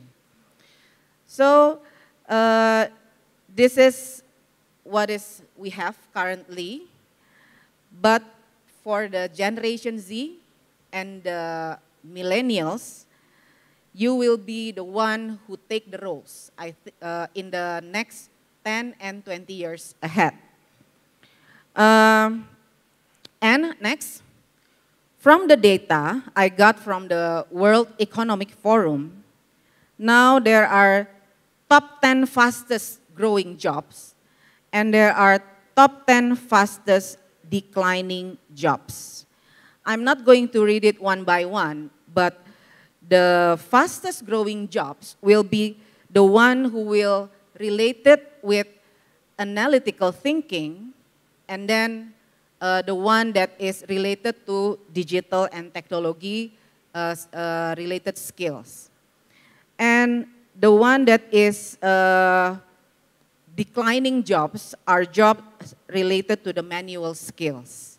Yeah, so we always heard that there will be jobs that are diminishing, but there will always also jobs that are emerging in the future. Yeah, perhaps we don't know yet what kind of works will be emerging in the future, but of course you have to be prepared. And then the area connected to the next slide. The area connected to the digital maturity, greenovation, and generation lifestyle are top 10 skill of 2023, which is this year. It is already emerging. This is also from World Economic Forum 2023. So there are five jobs that are related to human: analytical thinking, creative thinking, resilience, flexibility, and agility, and then motivation and self-awareness, number 4, and then the 5th is curiosity and lifelong learning. While the skill that is related to technology is the technological literacy, which is on number 6, and then the one that is related to the emotional emotional aspect are dependability and attention to detail, empathy and active listening, leadership and social influence, and number 10 is quality control. So these are top 10 skill that is being put as number 1 or preferable skill by the employer. Yeah, for those who seeks, who being required, yeah, these years. And then what is the impact? The impact is, next, yeah. The impact of the situation is now, there is a current new perspective of hiring requirements of the HR management. The data are from McKinsey, yeah, McKinsey.com. So, what are the human resources looking from the human resource now? Yeah, human resources directors, management, or every companies. Now they are looking for people with higher cognitive skill. Yeah. Now we are really being shocked by the ChatGPT, the AI emerging nowadays, and then a lot of discussion talking about whether this AI will replace our existence as human. The answer is, if you can really dig on your cognitive skill, then human will still be number 1. And we have to be number 1 rather than AI. Yeah? And then the second one that is sought by the HR management are social and emotional skill. From our perspective, now the generation Z really have to do many works in social and emotional skills. Yeah, I'm going because for the third that they are that the HR looking for, technological skills, you have no problem in technological skills. But in many times we have discussions, yeah. I'm from the Generation X, and many of the lecturers comes from Generation X and Generation Y. And sometimes we are having problem when we are interacting with the students who come from the younger generation. I'm not saying that the new generation have low social and emotional skill, but because of the, I think the civilization, the situation now that you are more interacting with technology, then many homework have to be done that are related to your social and emotional skill, because it is important. That what makes us human. Yeah, Professor Alexandra this morning, she's talking about humanistic, from the humanistic aspect. It is very highly related. Yeah, even though the technology, the revolutionary industry now is emerging, as a human, we still have to be the leaders of all the civilization. And then the next impact is, next slide, please. There are survey about digital quotient, distribution of digital quotient score by industry or global. For our industry, the travel and hospitality, the digital quotient needed, yeah, is 49. The score is 49 out from 100 is the highest.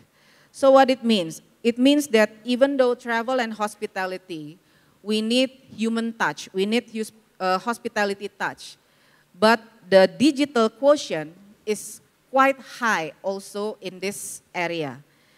So by this, we have to understand that we, while we are working on the hospitality side, while we are working on the humanistic side, we also have to enhance our capability in technical, in digital areas, because the balance of it will make our industry successful in the future. Okay, next slide. Then, if we connect it with the classic, classic theory, Bloom's taxonomy. Pak Gali is very expert on this, I'm sure, yeah. Of course he is. Then, what is happening now is people with higher order thinking skill, will be the one that is competitive and successful in the future. So, for the generation who will be the leaders in the future, you really have to work on your creative, evaluative, and analyzing thinking skill to be competitive in the future. Because in the future, you're not only competing with other human, but also with AI. Prof. Dina, I'm sorry that your time is 2 minutes left. Thank you. Okay. So, I just want to, next slide, please. Yeah, next slide. I will skip this because I have to jump to the challenge next. Then the challenge is, in the future, we are facing the problems of resources scarcity. So we have to make ourselves be innovative in everything that is, what do you call it? Ramah lingkungan, green, green innovative. And then digital maturity, and then you have to also face the generation lifestyle. This will force everyone to experience a new learning experience. And the challenge is how we are going to have a growth mindset, to prepare all of this. Sometimes as a human, especially in Indonesia, we have a very resourceful country, and it makes us like, oh, we have everything, so we don't have to be very competitive. No, we must have a growth mindset. So to be prepared to face the future, you must have a growth mindset. That is the main challenge. Next. Okay, I will skip this as well. Next. Next. Okay, then the measurement. This is also related to the higher education. How to measure? Actually, the world already have a global measurement. One measurement that we can use to check whether we are successful in preparing the future human resources is, next, using the, I cannot see it from here, global talent competitiveness index, global talents competitiveness index. Now Indonesia in ASEAN, we are number 6, but the bad news is our rank for this year is declining from last year. So for Indonesian generations, we have to pay attention on this. And to all my colleagues as an educator in in universities and tourism higher educators, let's also have a growth mindset to prepare the next future leaders. And we have a lot of challenges, but together we can make this successful. Thank you very much. All right, thank you, Prof. Dina, for your presentations. It's very interesting topic. So maybe we will continue after Q&A. All right, we're moving to the second speaker, Dr. Gali. Are you ready, Dr. Gali? Yes, Pak. All right, Dr. Gali is also alumni from STB Bandung. So our two of three speaker is alumni from STB Bandung. All right, Dr. Gali, the time is yours. Oke, thank you Pak Ananta. Bismillahirrahmanirrahim. Assalamualaikum warahmatullahi wabarakatuh. Waalaikumsalam warahmatullahi wabarakatuh. Good morning everyone. First of all, I would like to say hi to my gurus and then also Pak Nova, Pak Anang. Thank you very much for having me today, and also Budina, who shared the same stage with me today. And actually a few weeks ago, Pak Anang contact me through WhatsApp, and then he said that, Gali, you need to share your experience related with AI in APTTTEN. And I say, there is a saying in Muslim community that Samina Watona, when Pak Anang said, we do that. Okay. Oh yeah, thank you. So today I would like to share my experience using artificial intelligence in education for the last 5 months. Was it? Is it already on? Okay. All right, thank you. What is it? How to say it? Oh, okay, okay.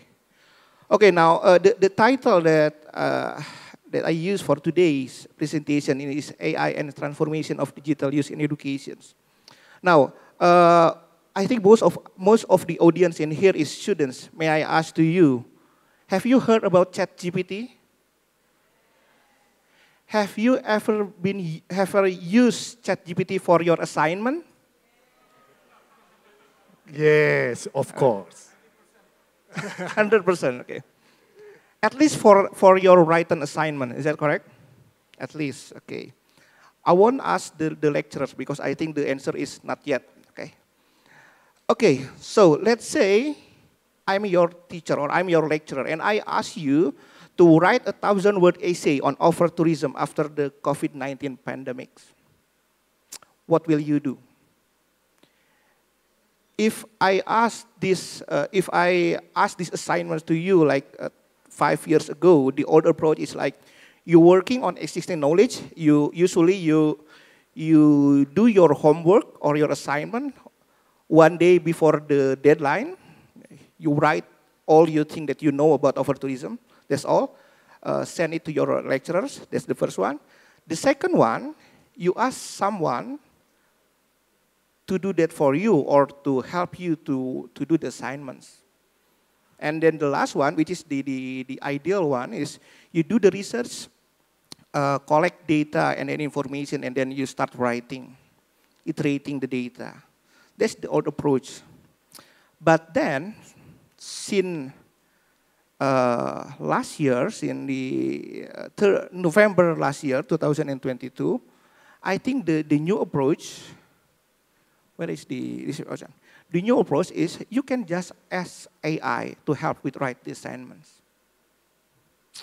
And to be honest, I try to ask the same questions that I asked to the students to AI, and the answer is quite pretty good actually.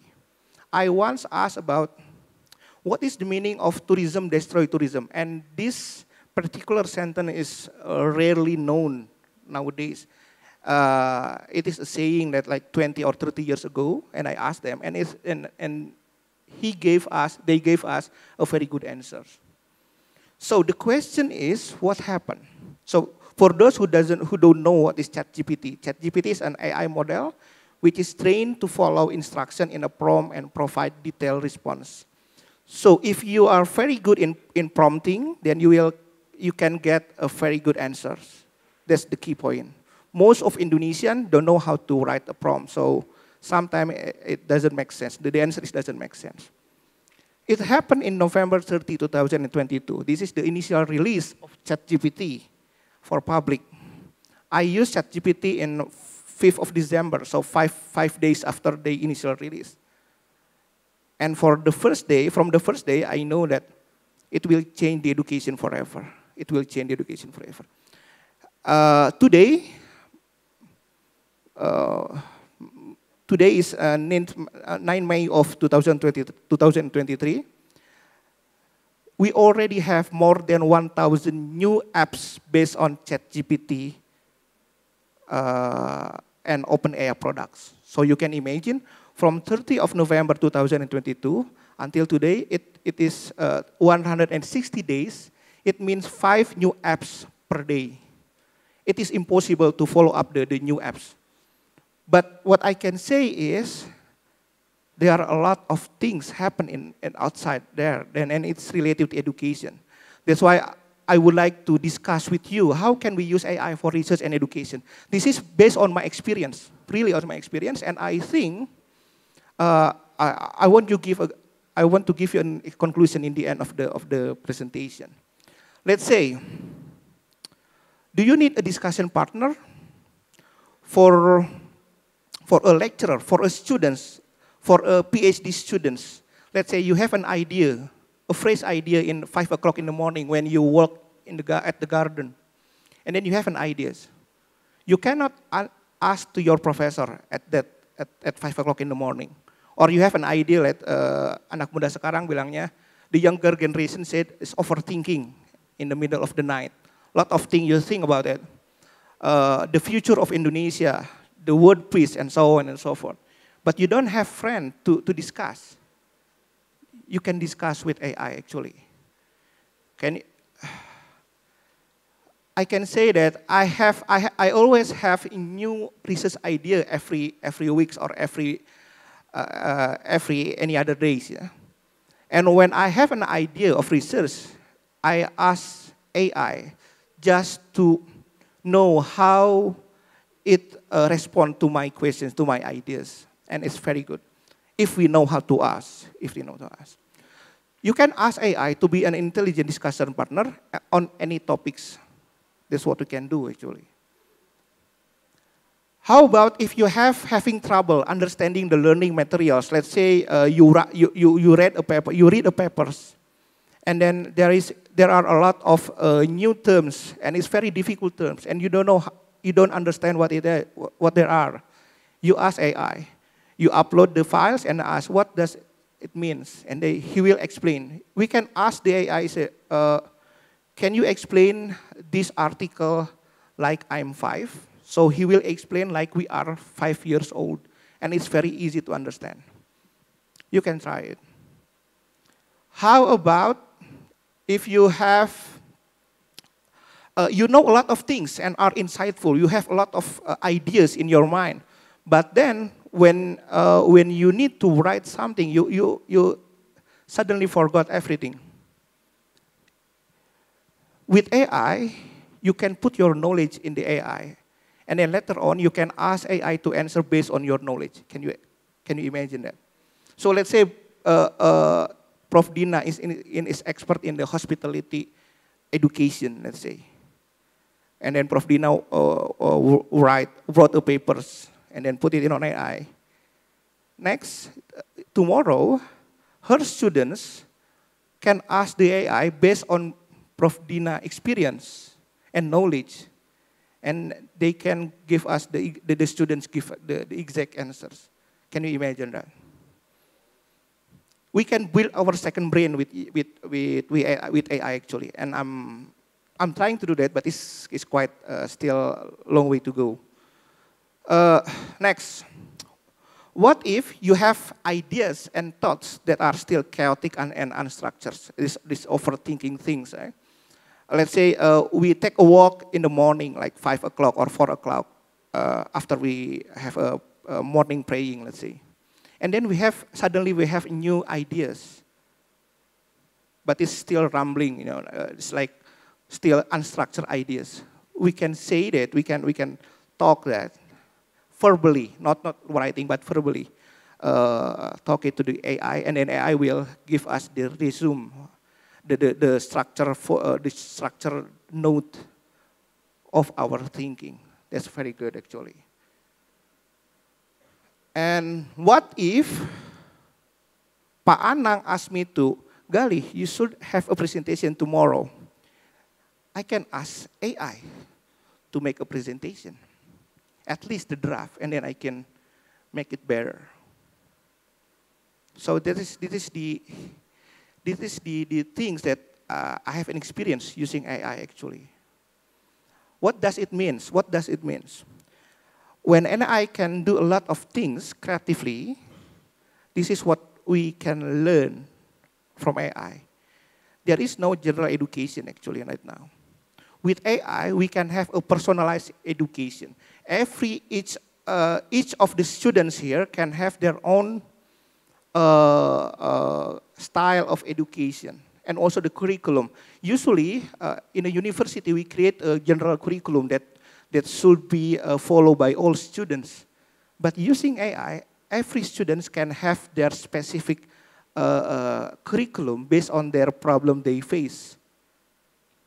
This is the interesting thing. And then this is also, it means that the lecturers should adapt with this technology, not only the students, but also the lecturer. And the last one is, there is a shifting from the memorizations, that we only memorize what we learn, what we read, to critical thinking. Because it doesn't make sense if you want to memorize anything, but actually the AI is more clever than you in memorizing things. Then you need to use it for a critical thinking. This is the important things. The impact of ChatGPT to education process. This is increased engagement.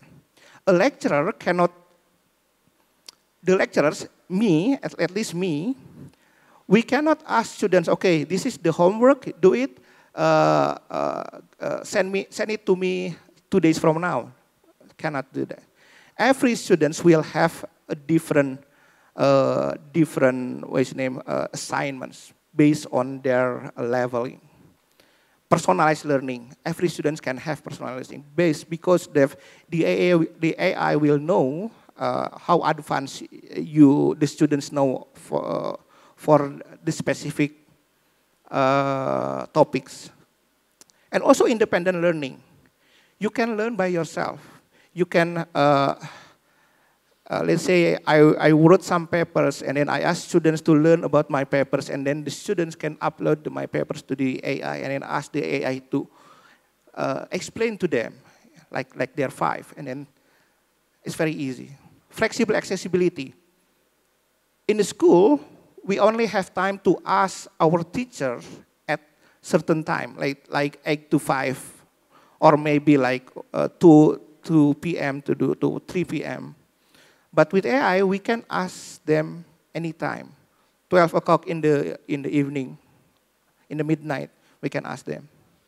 So this flexible accessibility and real-time feedback. If you working your homework, if you write your homework and then you ask ChatGPT and then this is my homework, please review my homework. How good is it? They can give you a feedback. Can you imagine that? If your lecturer said, okay, this is the point of the assignment, you can tell ChatGPT this is the point for the assignments, and they can give feedback real time, which is impossible for us lecturer doing that for 100 students. Can you imagine? Now, this is the example of AI policy in Walton University. The professor there, in February 2022, after he understands the power of ChatGPT, he expects students to use ChatGPT in their education. I'm sorry, Dr. Gali, 5 minutes more. Okay. While some universities do not allow students to use ChatGPT, this is completely different, right? So the professor said to his students that he expects the students to use ChatGPT to answer the questions, and then they need to criticize the answer from the ChatGPT. So Prof. Dina mentioned in her presentation that one of the top skills needed is critical thinking. It means with ChatGPT, students need to criticize the ChatGPT answer, not creating a new answer or information, but need to criticize them. It means that they need to have a good critical thinkings, and this is how the professor used ChatGPT for their study. We come to the AI progress on academics. The impact of AI on academic research is still uncertain. So like I mentioned before that we have 1,000 new apps for the last 5 months related with the AI. So it's still going on.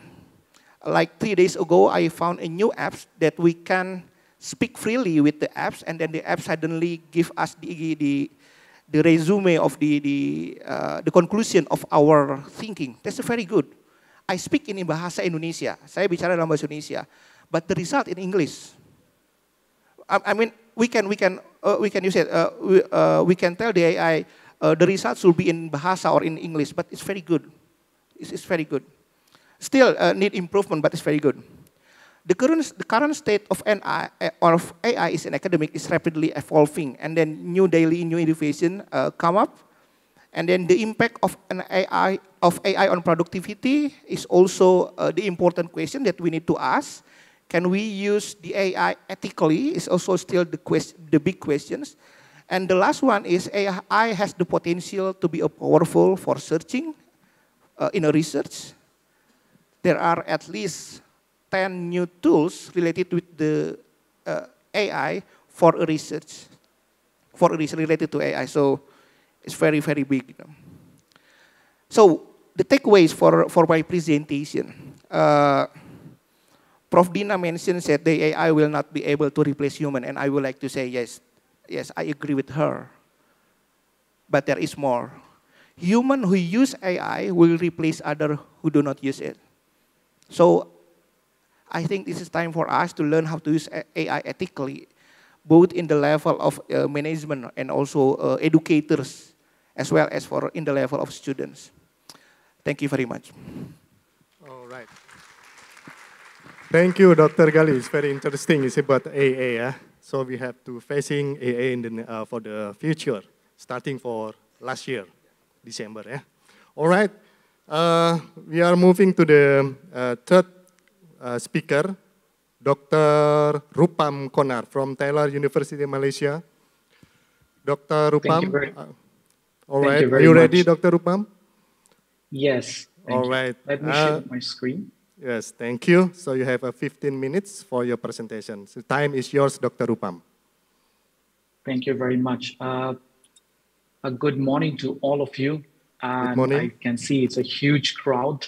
And thank you very much for this wonderful invitation. And my name is Dr. Rupam. I'm the program director for the PhD and MSc Bioresearch at the School of Hospitality, Tourism and Events. So I'll be speaking on the digital maturity, green innovation, and the generational lifestyle on the future of education. So I'll give you more practical perspective what we are actually doing at Taylor's University in Malaysia. So you can relate, you can correlate, you can even ask me questions later on during the Q&A session. So with moving forward, just a brief overview, what really is the digital maturity, green innovation, and the generational lifestyle is, because we are already into the deep era of cyber learning, right, which denotes both the greater degree of technology as well as the quality shift, right, into the technology and education. So we have integrated technology a lot in our education, but if you think 10 years back, it wasn't that so relevant. So these are the three key areas that actually transforming the education, the way we learn it, the way we develop our new skills in our graduates, right? So it is the primary objective of your lifelong learning and also continuous upskilling and reskilling. So in order to keep up the pace with the rapid changes in the technology, society, as well as the economy. So it's going to impact in your respective industry. It also enhances the scope that you are actually doing and also impact your learning just beyond the classroom. So it's more on connecting learner with the local, global communities, addressing the issues and challenges, and even providing solutions to the community, right? It also enables you to have more personalized, flexible, and diverse learning opportunity that caters in the needs of the interest of the students, especially the new students, while they have more technological knowledge, and also giving preference to different types of learner. And that is quite important because you cannot expect every students will have the same kind of interest, same kind of urge to learn the same thing, right? So we need to personalize that. Now, in order to address that, the personalized experience, I like to grab your attention on the illustration This taken from the KMPG report 2022, where they focus how we can actually nurture our student experience, where we have to focus what learner experience that we are giving or providing as an education institution, and also the customer experience in terms of the abilities to have, getting issues solved, any kind of problem you're facing, how our institution can support you. So it's becoming more personalized experience for you when you join a certain institution. Now, however, there are some certain challenges that institutions need to understand. Now, the first challenge is the transformation. As I have just given you example, that 10 years before, we are not so much technologically savvy, but now we are becoming, because introduction of AI, introduction of new technological advances, especially right after the pandemic. So the first one is the institutional transformation. What I mean by this one is the ability that you can transform, right, all the education in order to see what they're really trying to provide to the consumer, especially the students, right? So many of our institutions, what they are keeping up the pace with other institutions, they are becoming more relevant to the industry, especially in the education industry. So you might have seen there are a lot of seminars, webinars, even conferences are happening to merge or to bridge the gap between industry and academia. Because as we know, at the end of the day, all of our students are going to join the industry, right?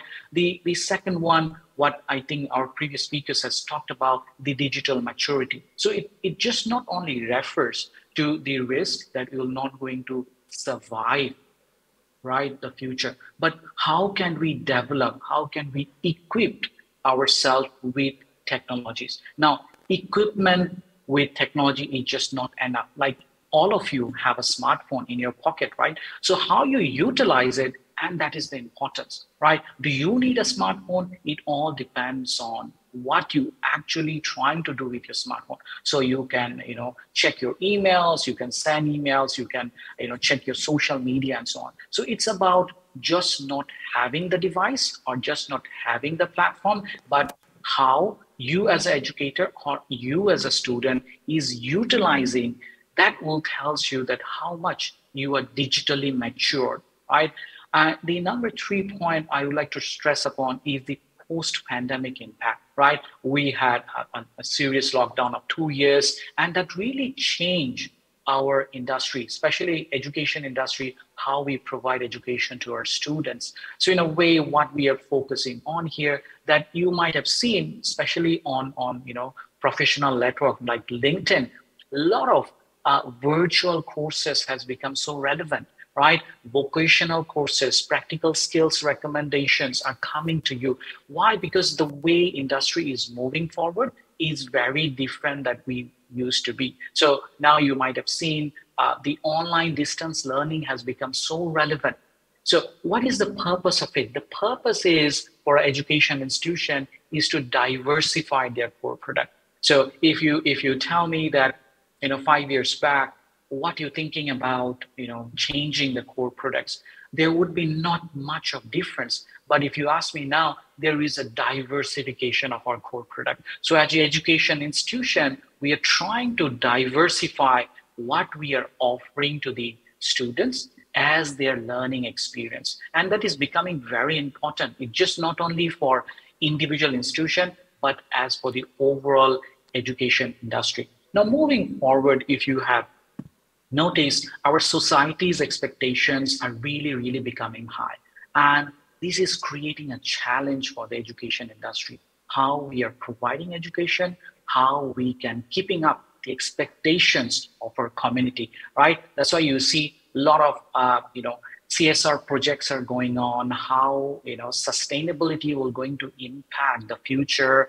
All these corporate social responsibilities projects are coming on because it is the society's expectations. And for our graduates, even, the education industry, all the students, they have to understand that is about giving the impact back to the society. Because at the end of the day, you are the part of society, right? So that is becoming very relevant. And talking about AI, I think two of my previous speakers has talked a lot about AI. I would like to add upon this one that AI is just not about replacing something. It's not about replacing human being, but how we are using the AI as a technology to augment ourselves, right? We know something, but how we can augment that particular technology and becoming more relevant to the societal needs, industry's needs, and also how we can contribute back to the society. So at the end of the day, you are utilizing the AI, I would say, more ethically in order to contribute back to the society. Now, in a different perspective, many people or many of you will say, can I use the AI to build something or build something that you want to do it secretively, that you don't want to share with anybody? You can always utilize the AI to do anything, right? We always used to say in our childhood that science is always either for good, either for bad, right? So how you utilize it at the end of the day. So same goes for AI. How you're utilizing the AI, it actually depends upon you. So for us as an education institution, we use AI in order to understand that what gaps in order to reach the industry can be fulfilled using that, right? The last one is the generational lifestyle. As you know, the people are becoming quite old. I think our first speaker, Professor Dia, has mentioned in terms of how generations can have an impact, how we are becoming, older generation very, very fast, just because it is not the way we are been segmenting, but how the technology is advancing. I mean, I would speak to my students, they will respond me in a very different way compared to what I can respond to my teachers and lecturers in the old days, right? So it has had how impacted the generational lifestyle. So what are the new horizons actually in the industry that coming in, especially to give you some perspective? Excuse me, Dr. Rupam, you have 5 minutes left. Thank you. Sure, thank you. What we are doing at Taylor's University is focusing more on personalized learning. So we have created facilities like, for example, X-Space, our new learning LMS system, right, which is My Times, and also a virtual reality learning theater where you can collaborate as a borderless learning for speakers from other countries, students from other countries to be the part of the same thing. And the last one, we really focus on the work-based learning. Now, the growth of this education is becoming more transnational. We are just not limited to our own society, but we are becoming more internationalized, right? We try to understand what is the expectations of the industry and how we can fulfill taking the ideas from different countries, right? So if you're studying, let's say, for example, in Indonesia, how can you understand that what other students similar like your category is learning maybe at Malaysia or maybe at Carolina or maybe Australia and so on. So it will tell you how the global learning is becoming more global. We are also scaling up our model for the higher education in terms of how we are providing the education. We also incorporated the Education 5.0, where the digital maturity, green innovation, and also the general generational lifestyle has becoming very important. So in that regard, what we are actually doing, we have revised what we call our Taylor's curriculum framework. Back in 2022, we try to understand that how we can cater to the needs of the new generation. So the first step we did here, as you can see from my particular slide, we try to understand what kind of capabilities our graduate actually need. So we developed 8 worldwide Taylor's graduate capabilities, and then followed by understanding each individual student's capabilities and their capacity, and then how we can make them ready in order to get hired in the institution, right? Or maybe in the industry itself. The last part, we look at how we can provide our students with capability to contribute back to the society. So we have, impactful societal responsibility, relationship building and networking, and also teamwork and collaboration, and also different types of personal achievement. So in order to cater that, putting everything together, what we have done is what we call this tailored sphere, where you actually can able to, interact with people from the industry, craft your own ideas into practical wisdom. Right? In order to support that, we also created what we call the mixed reality or XR lab, right? Where you can able to understand what the augmented reality is, all in practical purpose. Because at the end of the day, when our student graduate, they can able to, view or give better perspective to the industry personnel as what they want to do or what kind of changes they want to bring. Now, in order to support that, our educators are also not getting back. So as I have mentioned earlier, digital maturity has becoming very, very important part of education system. So what we have introduced is the EMAS award. This where the educators can able to show how they can utilize this digital platform to cater to the students, supporting our students' education, contribute back to the university as well as the society. So with new ideas, how they can be so different, utilizing the same platform and being different. So each year we organize this kind of event. Right? What are the other aspects that we have considered is, first of all, is the Taylor's Mareka Makerspace, where you can actually create value-based innovation, right? I have heard about the interview from Jeff Bezos, right? He has talked about how we can improve our product and the services based on what society really needs. So at the end of the day, what kind of value-based innovation we are giving back to the society, that matters a lot. Right? We also have Champ of Leaders, where the students are being curated and mentored by the pioneering champ leaders. We also have BizSpot, where it actually support our students' learning in terms of the service design thinking, or we can say specifically design thinking, in order to understand what their ideas and how they can actually execute those ideas. And the last of all is the life skill, where the generational lifestyle could be understood by this people or group of community that can support each other, right, in a different level.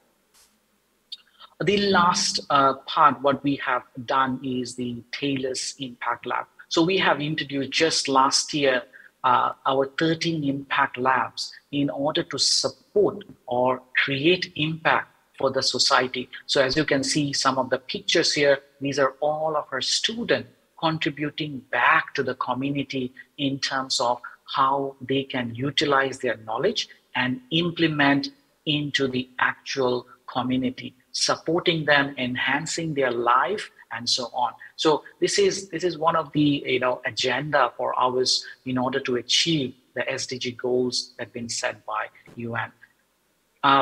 Last but not least, my key thoughts are very specific here, is that our education industry is just not immune to any disruption. We have already seen how AI has disrupted our institution, especially our whole education industry. So you need to give a thought about, it's not about what kind of improvement you want to make, but it's all about considering the possible future scenarios, right?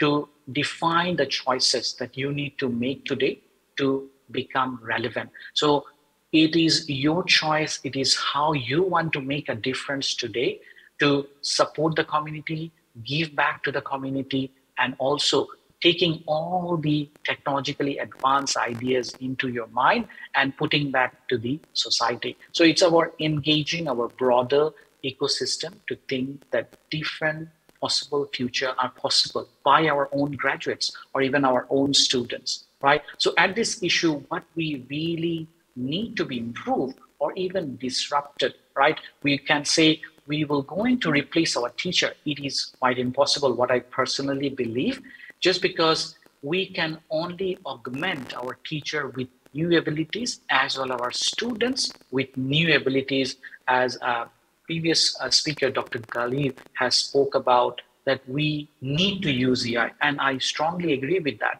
that if you want to become relevant in the future, you need to use AI, right? And also, it's all about human learning and thriving it, right? At the end of the day, what we do, we try to put back the value in the society. So in future, value will become putting human at the center, right? Driving the abilities and driving innovation at the scale of deploying the technologies in order to help our community that we live in, right? So at the end of the day, the possibilities are important, but you need to think differently. We don't want to need a model for education technology replacing the teacher or educator, but what we need is for generative learning, that you make sure that your students are learning something that will contribute back to the society, which is becoming very important. So it is not about changing the overall model, but we can improvise the model in a way that will create a bigger impact. So with that, I end my presentation here. Thank you very much for listening to me. If you want to connect with me, I am available in the social media, as well as my email is here. Feel free to email me back if you have queries, questions, or you want to collaborate. So thank you very much once again. I give back the floor to the moderator. Thank you once again. All right. Thank you, Dr. Upam, for your presentations. Now, finally, we come to the end of question and answers. Maybe we will open for one session, contain 3 questions. If we have still more time, maybe we can continue with the second session. So, we open for the 3 questions first. Please raise your hands, please. Ya, Ibu yang pertama. Please, operator. Mic, please.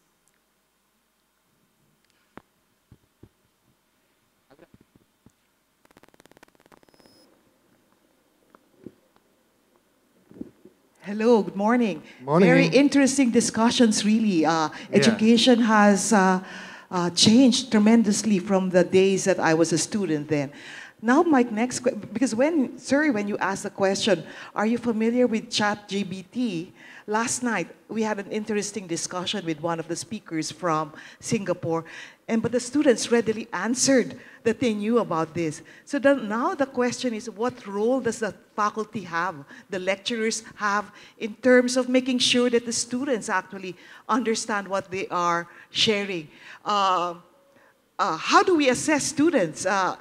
Because they can readily submit the report in a blink of an eye, a 500-word or 1,000-word essay on a particular topic.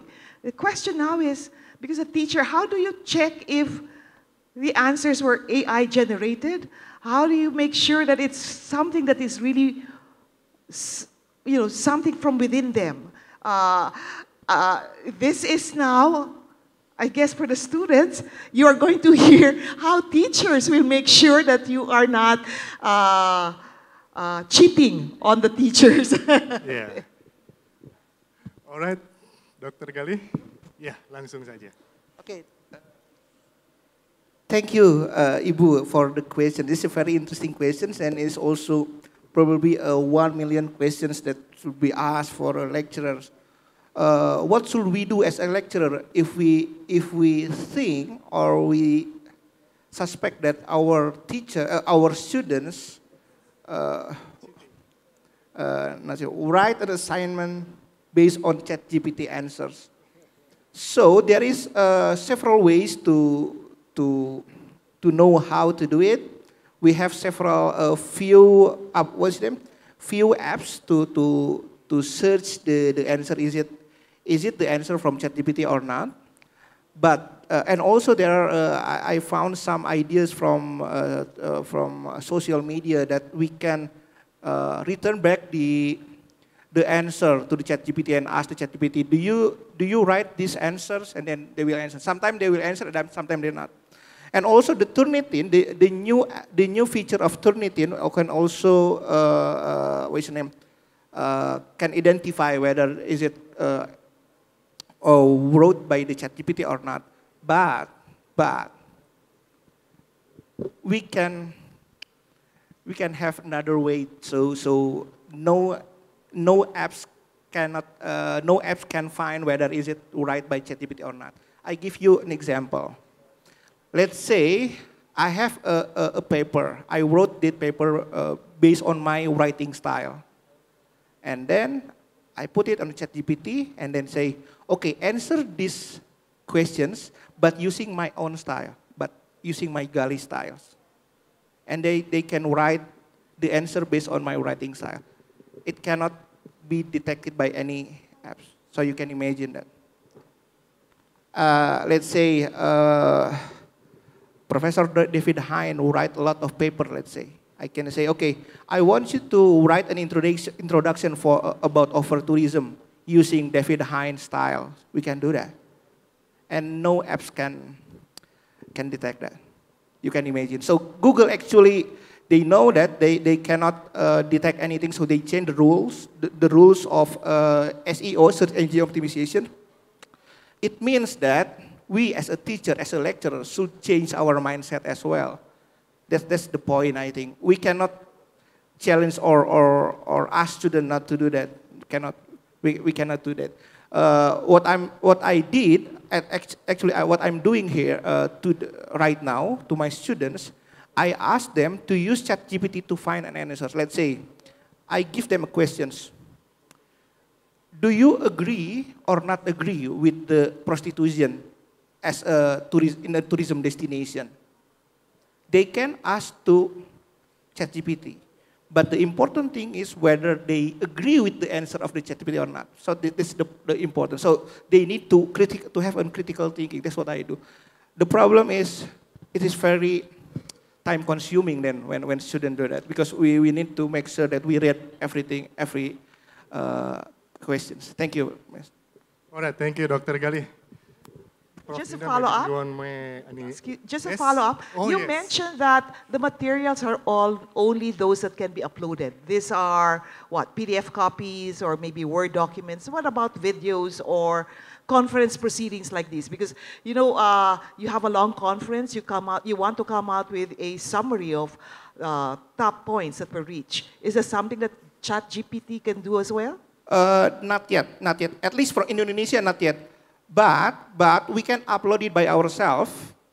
And let's say Dr. Hera is my old friend. I think she wrote more than 20 papers, international article. We can upload it, all of her papers, and then ask, what is the point from these 20 papers? So you can imagine, that's what do we face today. Thank you. All right, thank you, Dr. Gali. Maybe from Prof. Dina, do you have any perspective from you?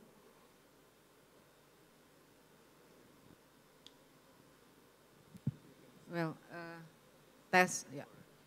Well, I think this is the real challenge for us, because we come from the X generation, and we have to absorb all of the advancement in technology. Now we are facing this AI, ChatGPT. That's what while the third speaker is talking, I talked to Pak Gali. We really have to make a special workshop on this, because a special workshop for the teachers first, perhaps, for the educators, how we use this ChatGPT, this AI, to teach, to really using all the features that is already exist, smarter than the students. So how are we going to use this technology? Because again, while there are already many apps, like Pak Gali said, to facing this. But I'm sure after one app is coming, the other apps will also come. So the student will become more smarter, and then we have to be smarter again. Then this is never stop, never endings. So that's why I really believe that as a human, we have to be very, very careful on this, not being mastered by the technology, but we are still the master of it.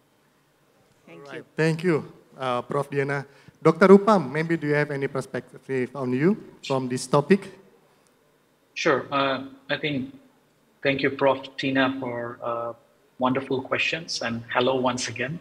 I think it's a very interesting question. I can give you some practical perspective what we are actually doing at TALIS.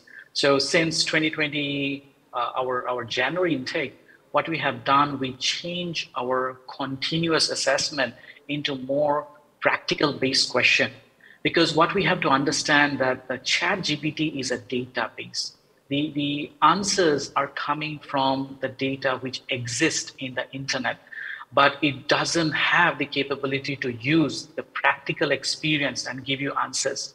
So in that regard, what we have implemented, we implemented a lot of case studies in terms of the student assignment, rather than just asking them very theoretical question, which can be easily, give you answers by AI.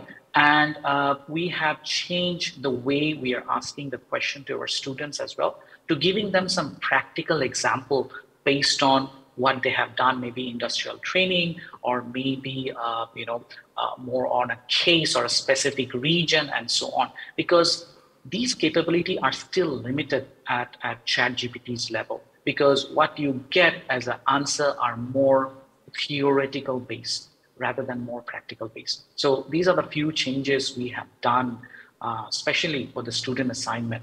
And of course, we are using, Turnitin with the new AI detector as well as ChatGPT 0. These are new ones that actually can detect if any informations or things being written by the AI itself. But as you have asked later on in terms of the whether the AI has the capability to create proceedings, I think it is still limited. It's not that far-fetched yet, but I think in future, they will come up with something, because at the moment we already have AI to create slides for you, presentation for you, even make videos for you. So, we can only hope that in future it will become, and it will be much more relief for us, especially conference organizers, to have some relief in terms of AI generating proceedings for us. That's all my side. Yeah. All right, thank you, Dr. Opam. Now we are moving to the second question. This is from Bapak Hadi Sutrisno, Asosiasi SMK Pariwisata Seluruh Indonesia, as a chairman, operator. Can you change slide to questions, please? All right. This is talking about transforming of digital maturity.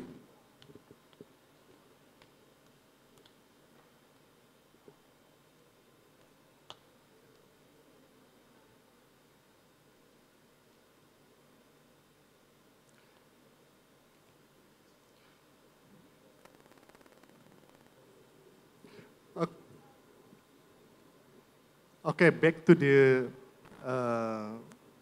past slides, please. Before this, Pak Hadi. Okay, Hadi Sutrisno. This is how do you apply to implement this transforming of digital maturity for students of tourism vocational high school at your country? As we know that we have more than 2,500 tourism high school all over in Indonesia. Please advise and share who knows we can apply for our high school students. That's our question from Bapak Hadi Sutrisno, Chairman of Asosiasi SMK Pariwisata Seluruh Indonesia. This is for all speaker. Maybe Prof. Dina or Prof. Dina dulu, silakan. Okay, thank you Pak Hadi Sutrisno for your questions. I think this is a very foundational questions, not only for the students of Tourism Vocational High School, but for all of us. Yeah. Ever since the digitalization happened in our life, in our civilization, there are so many things happening.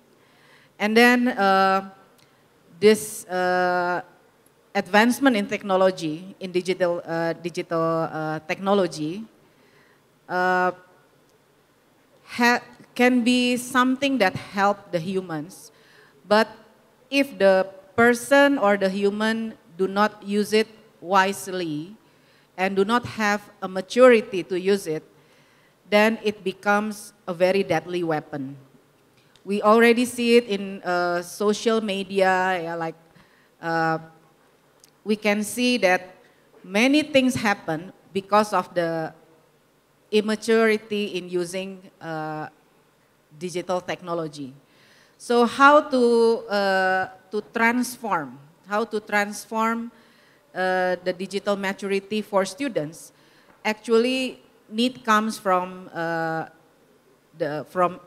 everyone. I think the international community have to be responsible for this as well. Like, let's say about for the AI, ChatGPT. It is already launched. It has already happened. Yeah, but now we all as the users, yeah, some already knows about it very well, like Pak Gali. He knows very well about the ChatGPT, the AI technology. But what about those who doesn't know about it? Then we become like, we startled, and then we become confused on how to use it. And we think about how it's going to be a threat for our future. Then this digital maturity, yeah, how we transform it. I think the international level, every country, every government have to take care of it very seriously, to teach, to educate every people to use the digital technology wisely. Yeah, I would say a very practical example. Let's try from every family, I think. Yeah, every family have to educate their children how to use the digital technology wisely. Yeah, I think this is, again, the question from Pak Hadi is very foundational. And as an educational community, I think we all as an educator, we also have to take a big role on this to educate all of our students to use the digital technology wisely, so the maturity of it will happen. Thank you. All right, thank you, Prof. Dina. Dr. Gali, maybe do you have any? Okay, the question is how to use digital technology for the SMK, the vocational school. So I'm an instructor for the PPG. PPG is professional what is name, certification for teachers, what is name, for us teacher, for the tourism teachers.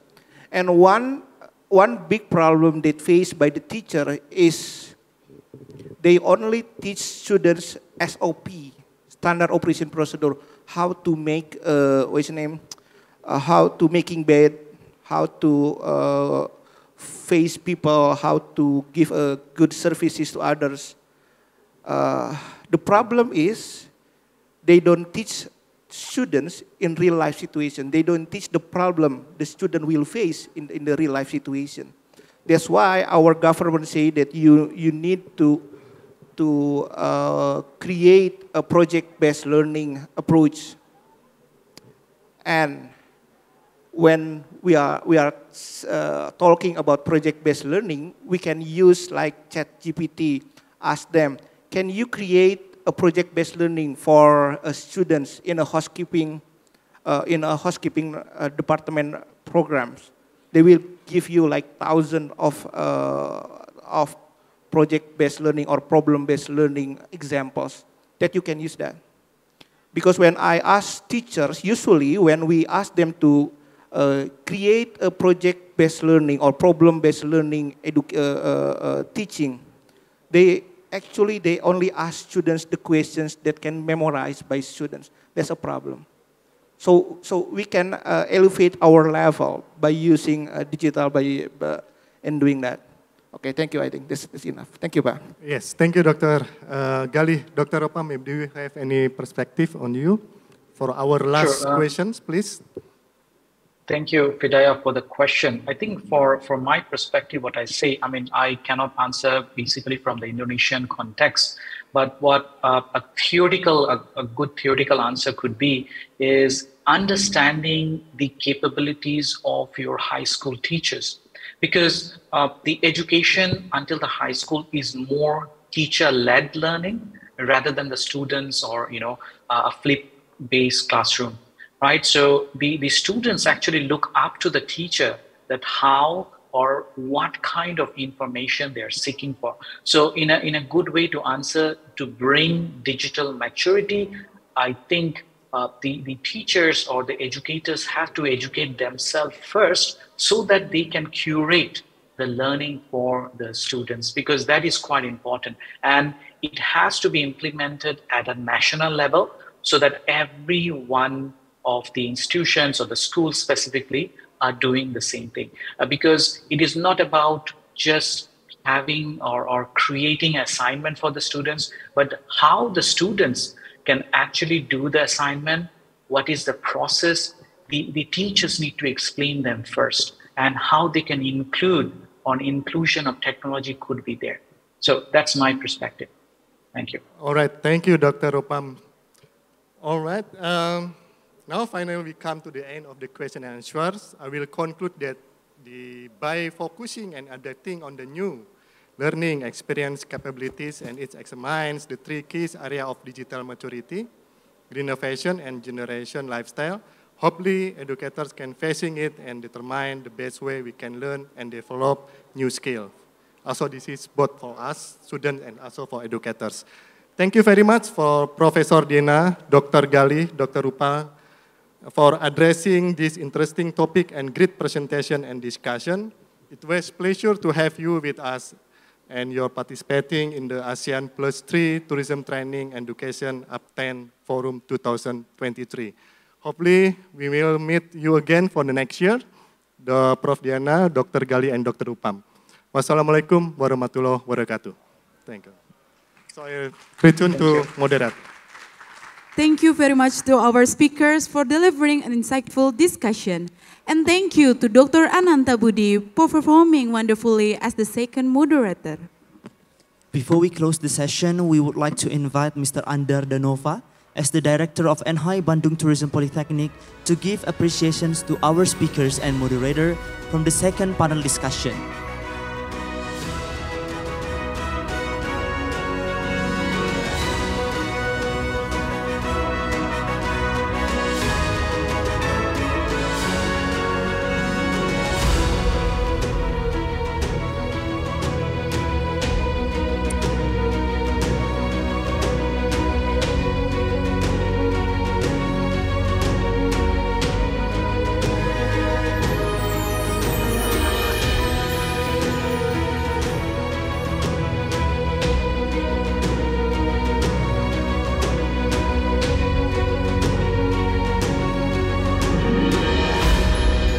For documentation purposes, we will commence the photo sessions along with the moderator and also the speakers.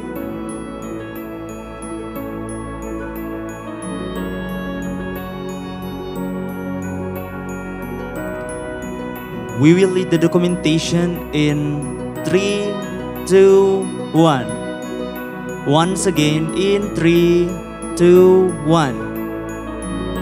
Thank you to the moderator and speakers as well as Mr. Andar Danova for doing the honors of giving the appreciation.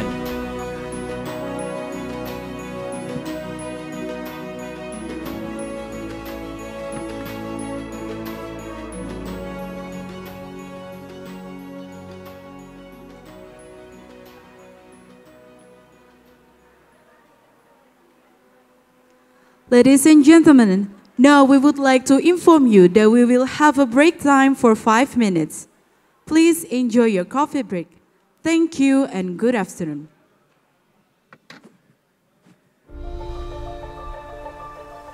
Labuan Bajo. Selamat datang di Pulau Surga, di mana alam berbaur bersama jiwa. Di sini kami memberi lebih dari sekedar keindahan. sini, kami menawarkan kebudayaan.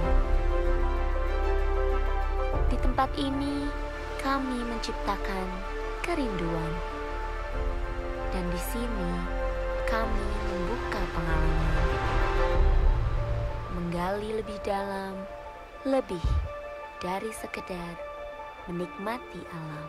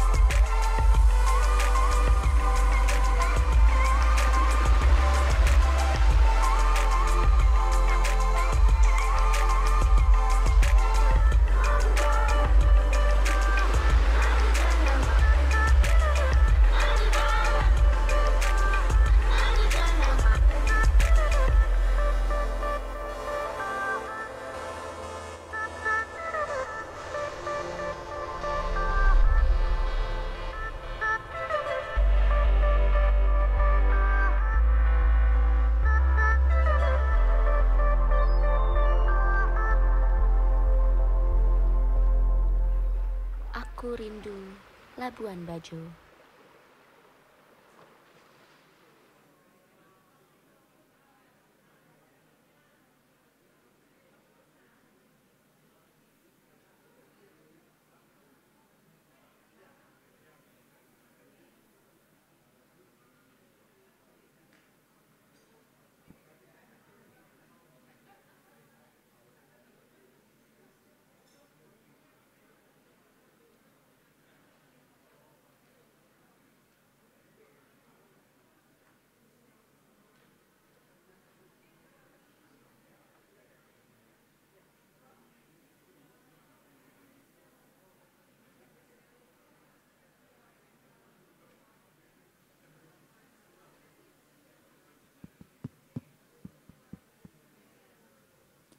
Good afternoon, ladies and gentlemen. Please have a seat because this conference will start soon. Thank you and good afternoon.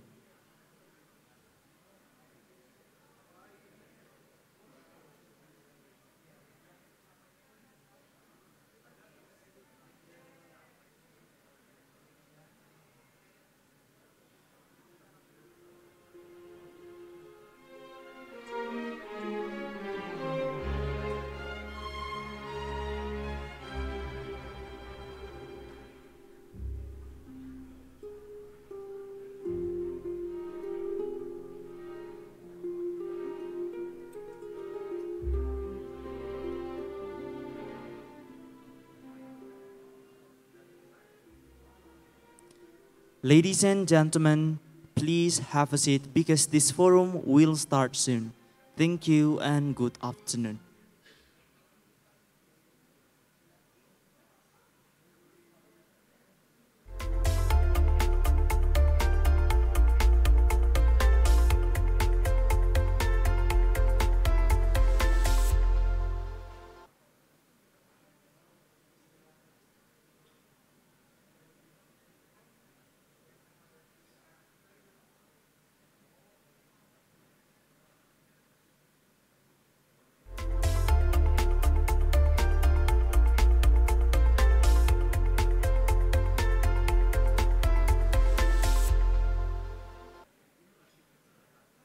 Ladies and gentlemen, our next agenda is the third panel discussion with the topic Global Challenges Leveraging Learning Experiences Based on Quality Standards and Certification. Let us invite Mr. Ahlan Falevi Royano from Lombok Tourism Polytechnic as the third moderator. Give a warm welcome to Mr. Ahlan.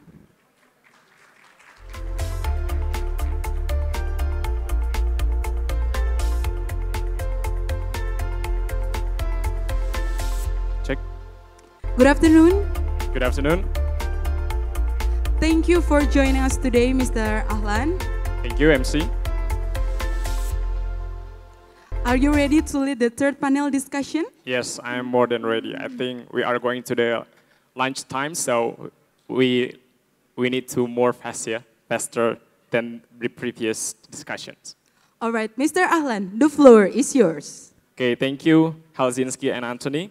Bismillahirrahmanirrahim. Assalamualaikum warahmatullahi wabarakatuh. Good afternoon, ladies and gentlemen. Welcome back to the ASEAN Plus 3 Tourism Training and Education Network Forum 2023. And we are now in the third sessions of the panel discussions.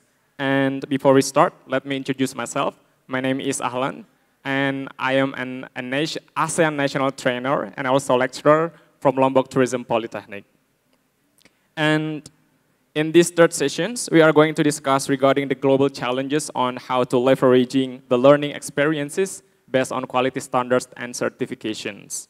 And as a global challenges, surely this topic is not only for the ASEAN Plus 3 member states country, but also for all countries globally. And to further discuss about this topic, allow me to invite our distinguished speakers to join with me on the stage. Our first speakers from the United Kingdom, please welcome the President of the Asia Pacific Institute for Events Management, Professor David Hine.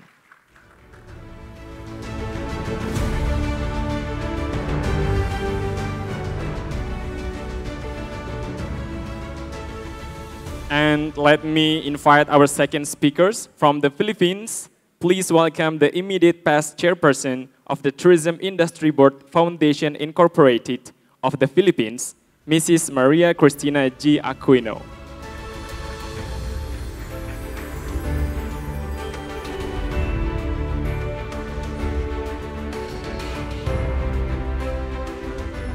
And our third speakers join virtually from Zoom meeting. Please welcome Head of the Secretary of the National Professional Certification Agency of the Republic of Indonesia, Mrs. Fauzia. Are you with us, Mrs. Fauzia? Thank you for joining us. Well, ladies and gentlemen, before we start our panel discussion, allow me to remind all speakers that you have 15 minutes allocation time to deliver your presentations. And during your presentation, I will remind you 2 minutes prior to the end of the presentation. And also, I would like to inform all participants who join virtually through Zoom meeting or here in this room, you may propose your questions after all speakers deliver their presentations, and we will receive maximum 5 questions. Well, ladies and gentlemen, before we start, I would like to introduce short bio of Professor David. So Professor David Hind has 30 years experience working in the tourism, event, and hospitality industries in the UK and overseas, and networking with senior industry and education executives. Besides acting as the president of APM, Professor David Hind also currently acting on several positions, including president of the APM Academy, chair of the Sri Lanka Institute for Event Management Board of Study, and also adjunct professor from the Faculty of Business and Management in University Teknologi Mara, Malaysia. And also distinguished professor at Tsinghua University of Taiwan, and also visiting professor at the Management and Science University Malaysia, and also in Politeknik NHI Bandung, special advisor for the Event and Convention Study Program. So there's so many, what a remarkable positions. Professor David, are you ready for the presentation? Yep, I'm ready to go. Okay, so the floor is yours now, Professor. Okay. Selamat datang. Selamat datang. Mabuhay. And for our guests from other countries, namaste, konnichiwa, and of course, good morning. Based on quality standard certification. It's my very great pleasure to be with you at this wonderful event that's taking place at one of my homes in Indonesia, NHI, Politeknik of Tourism, Bandung. So thank you so much for inviting me to be with you today. My presentation today is about learning experiences based on quality standards and certifications. And I'm going to be sharing with you information that really is at the heart of what we do within the Asia Pacific Institute for Events Management. So I'm going to be giving a very short presentation to explain what it is that we do within the Asia Pacific Institute for Events Management that we abbreviate to APM. But first of all, who is APM? Well, 6 years ago, I was at NHI Bandung Tourism Polytechnic, and 6 years ago, we actually launched and established the Asia Pacific Institute for Events Management in May. So it's great to be back on this wonderful stage to again share with you on who APM is in 2023. And APM, we established it as a membership organization. And we have individual members who are event professionals, faculty lecturers, and students in all of the countries that you can see behind me. We also have our centers of excellence, and a center of excellence is a university, polytechnic, or college that we have accredited because it offers an events or MICE curriculum of an international standard. And our centers of excellence are in all of the countries in red. So although we are called Asia Pacific, we actually are more of an international organization. But our main focus really is supporting the development of education in events management to an international standard. And my talk this morning is about quality standards and international certifications in the events industry. And the first thing for me to share with you is that there are many certifications. There are many standards all over the world. And really, each individual professional association that's operating in the events industry has its own standards and has its own certifications. So meetings, professional, international, the exhibition associations, they all have their own standards and certifications. So if you'll bear with me, I'm not going to be talking about those certifications. I'm going to be concentrating on the Asia Pacific Institute for Events Management. And what we did in APM when we first started in 2016, 2017, was to think, well, how can we contribute to the professionalization of the events and MICE industry in Asia Pacific? And one of the first things that we did was to say, well, we can benchmark study programs at universities, polytechnics, and colleges against what we might have on offer in Europe and the United Kingdom.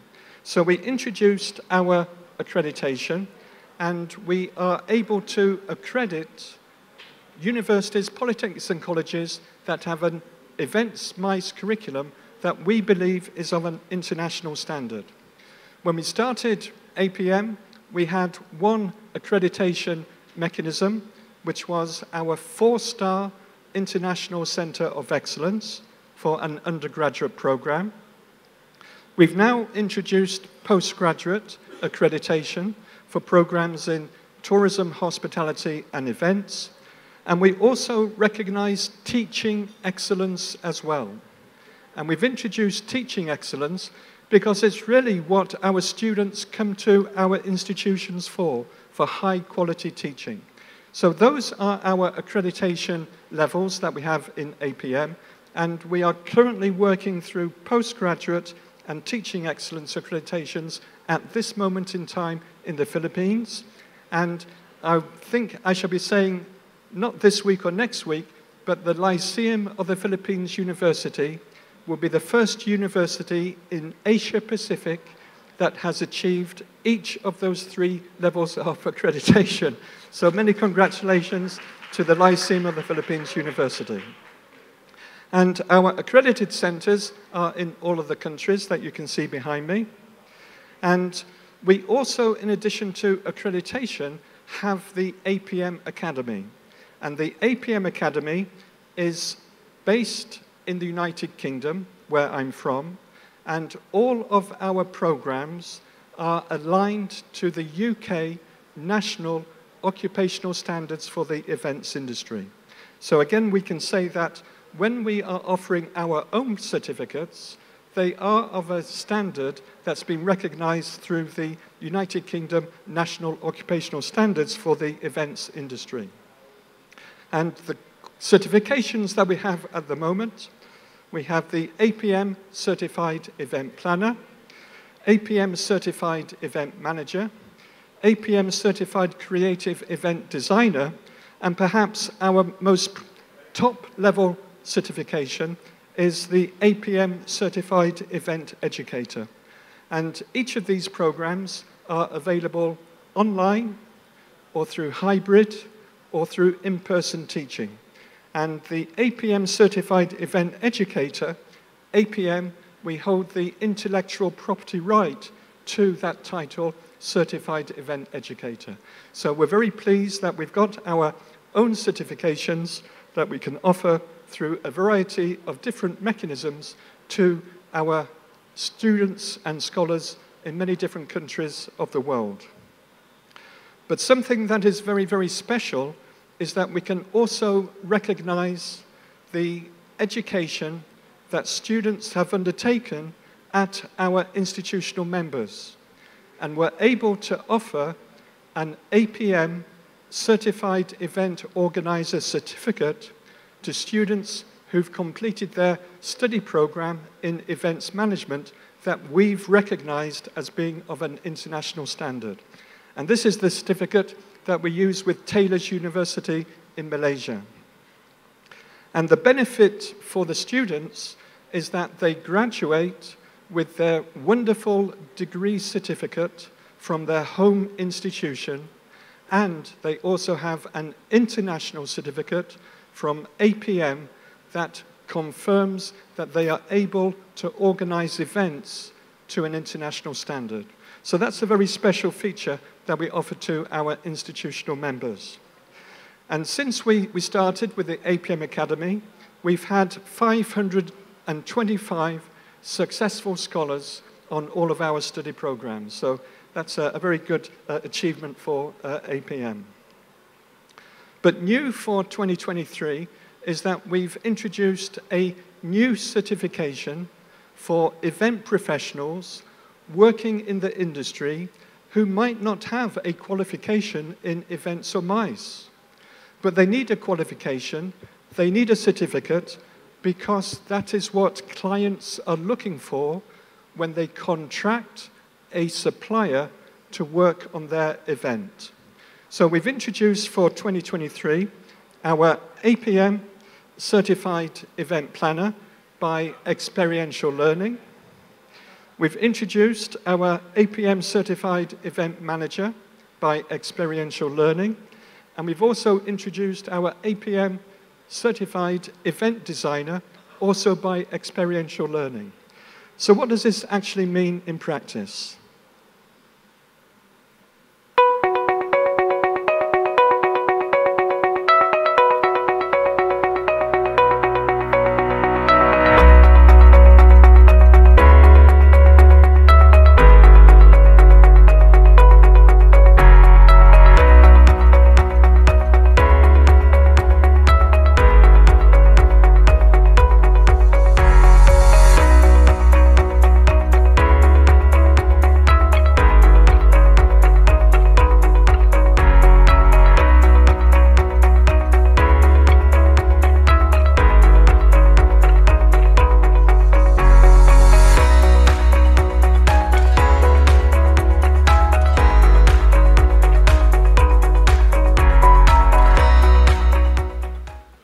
So just a short promotional video that, again, gives a bit more information about our certification programs for event professionals.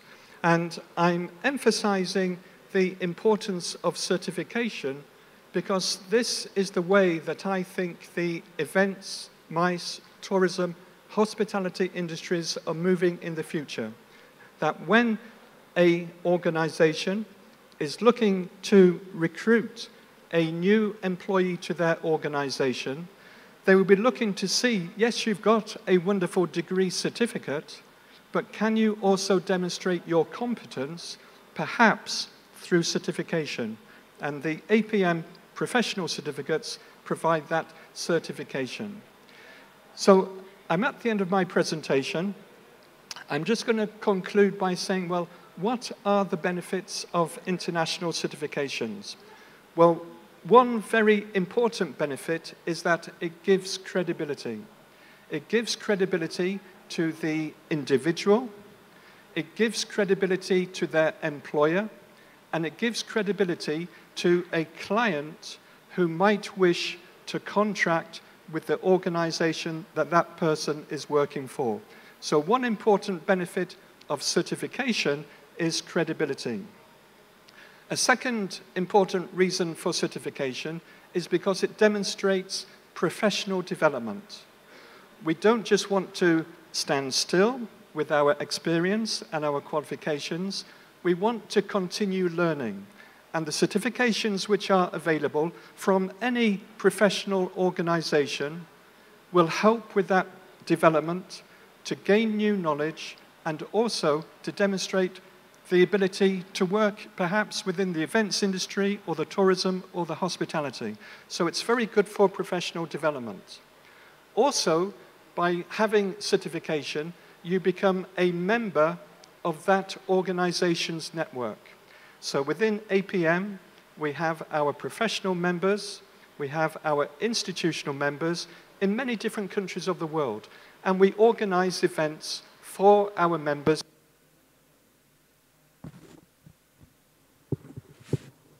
And we were just in the Philippines last week, in Tacloban, in the south of the Philippines, at a wonderful meeting of our APM members. A quick plug for the future, in October this year, we're also organizing our own conference at the wonderful Lombok Tourism Polytechnic. And again, a wonderful opportunity to network. So by being certificated, you're part of a network and you can meet other people who are also part of that network. And the final benefit, really, for international certification is perhaps, and we can't guarantee this, but perhaps 2 minutes remaining, your Professor earning David. potential will be increased and enhanced through the certification. And a lot depends upon the certificate, a lot depends upon the employer, but you could gain additional remuneration benefits through the certification.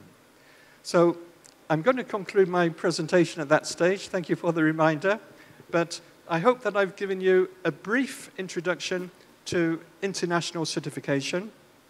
I hope that I've given you a slight understanding about occupational standards. And I'll be very happy at the end of the meeting this morning, the discussion, to answer any questions that anybody might have. So thank you so much for listening to me. Thank you very much. Terry McCassie.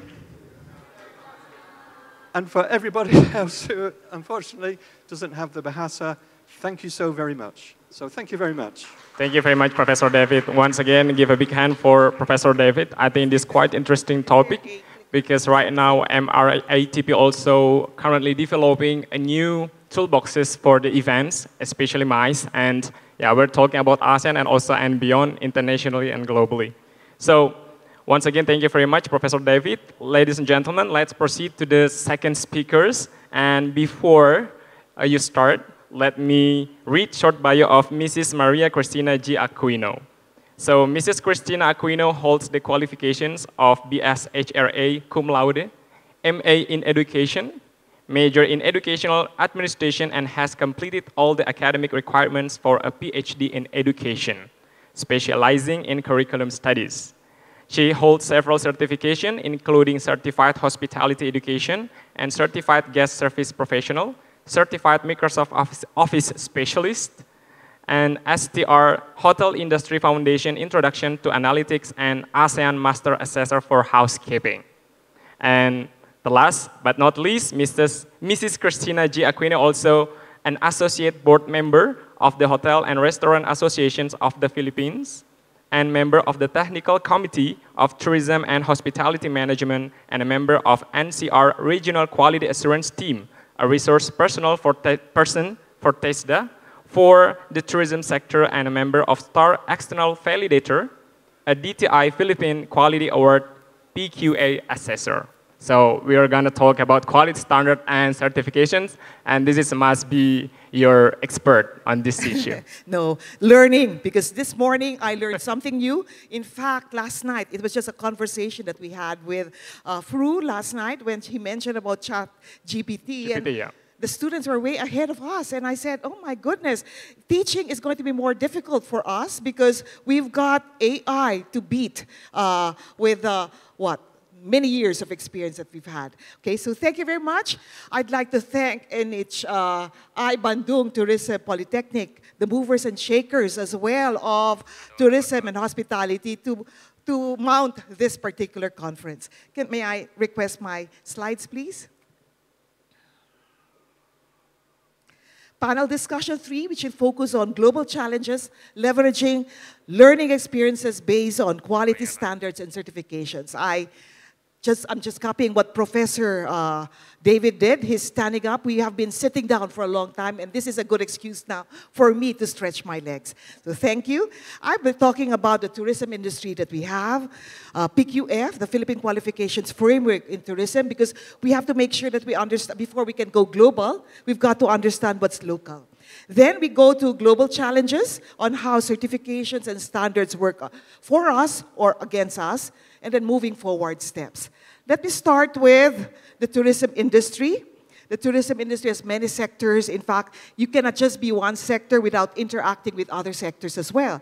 You're a hotel, but you need the facilities also of a transport, logistics, or you can be a MICE event, but you need the accommodations also of some other hotel. So they are working together. It takes a village to raise a child.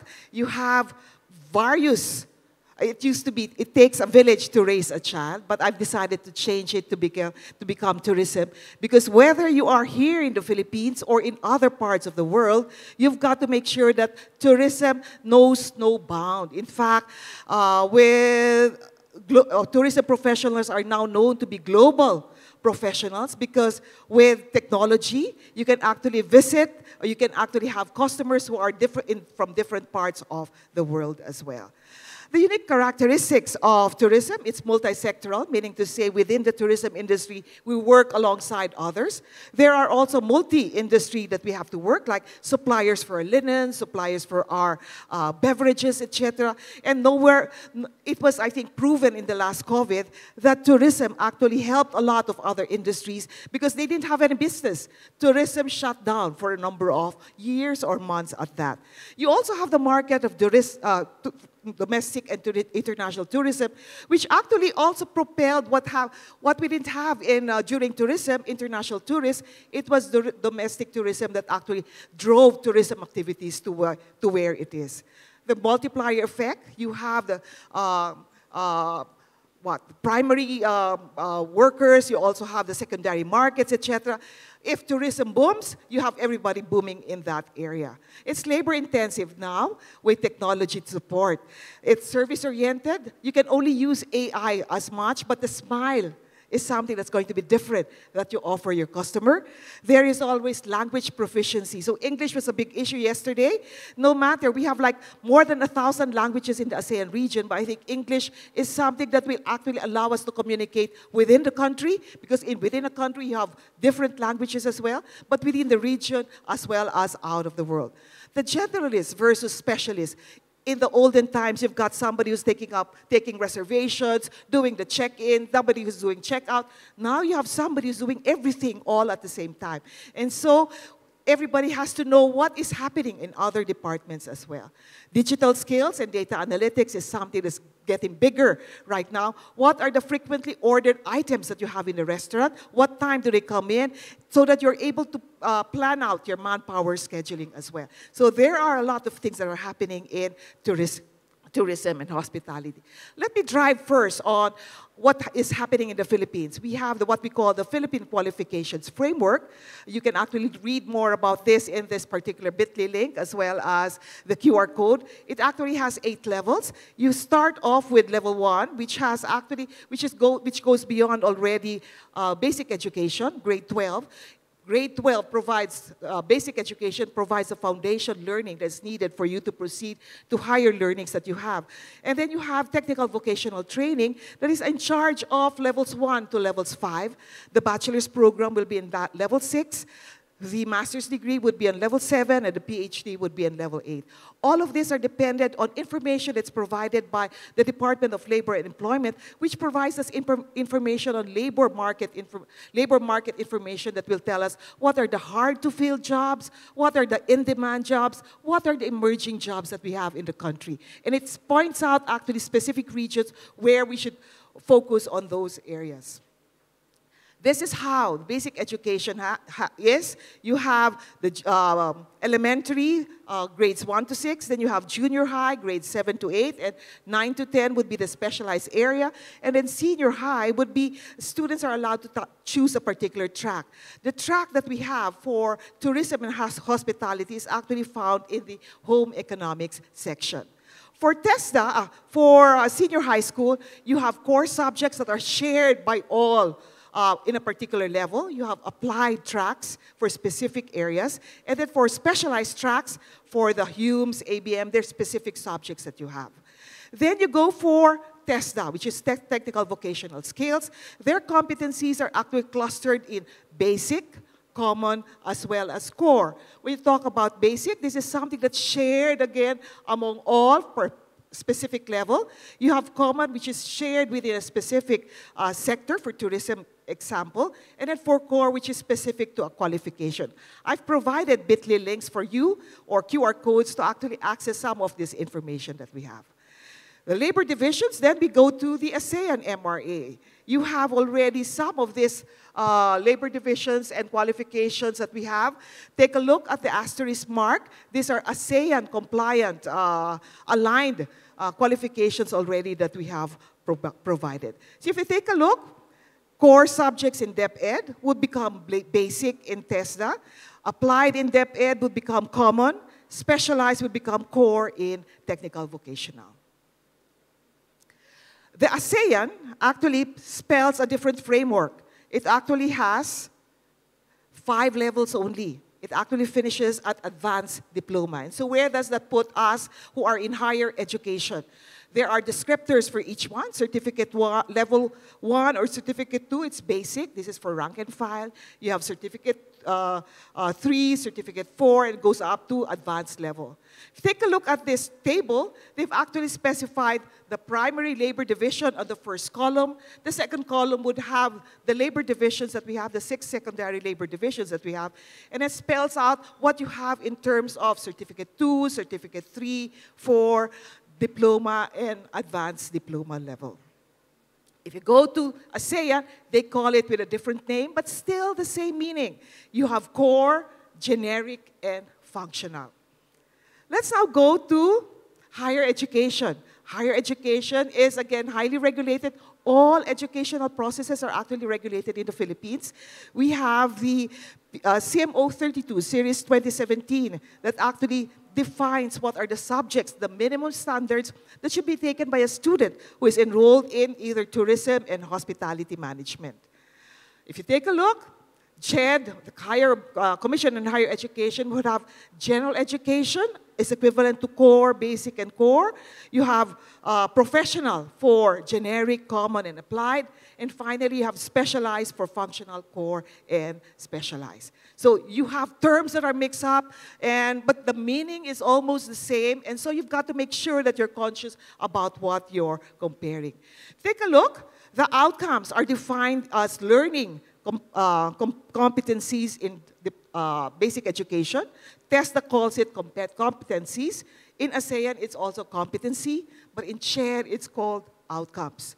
The curriculum standards are defined as curriculum guides in Dep Ed, training regulations in TESDA.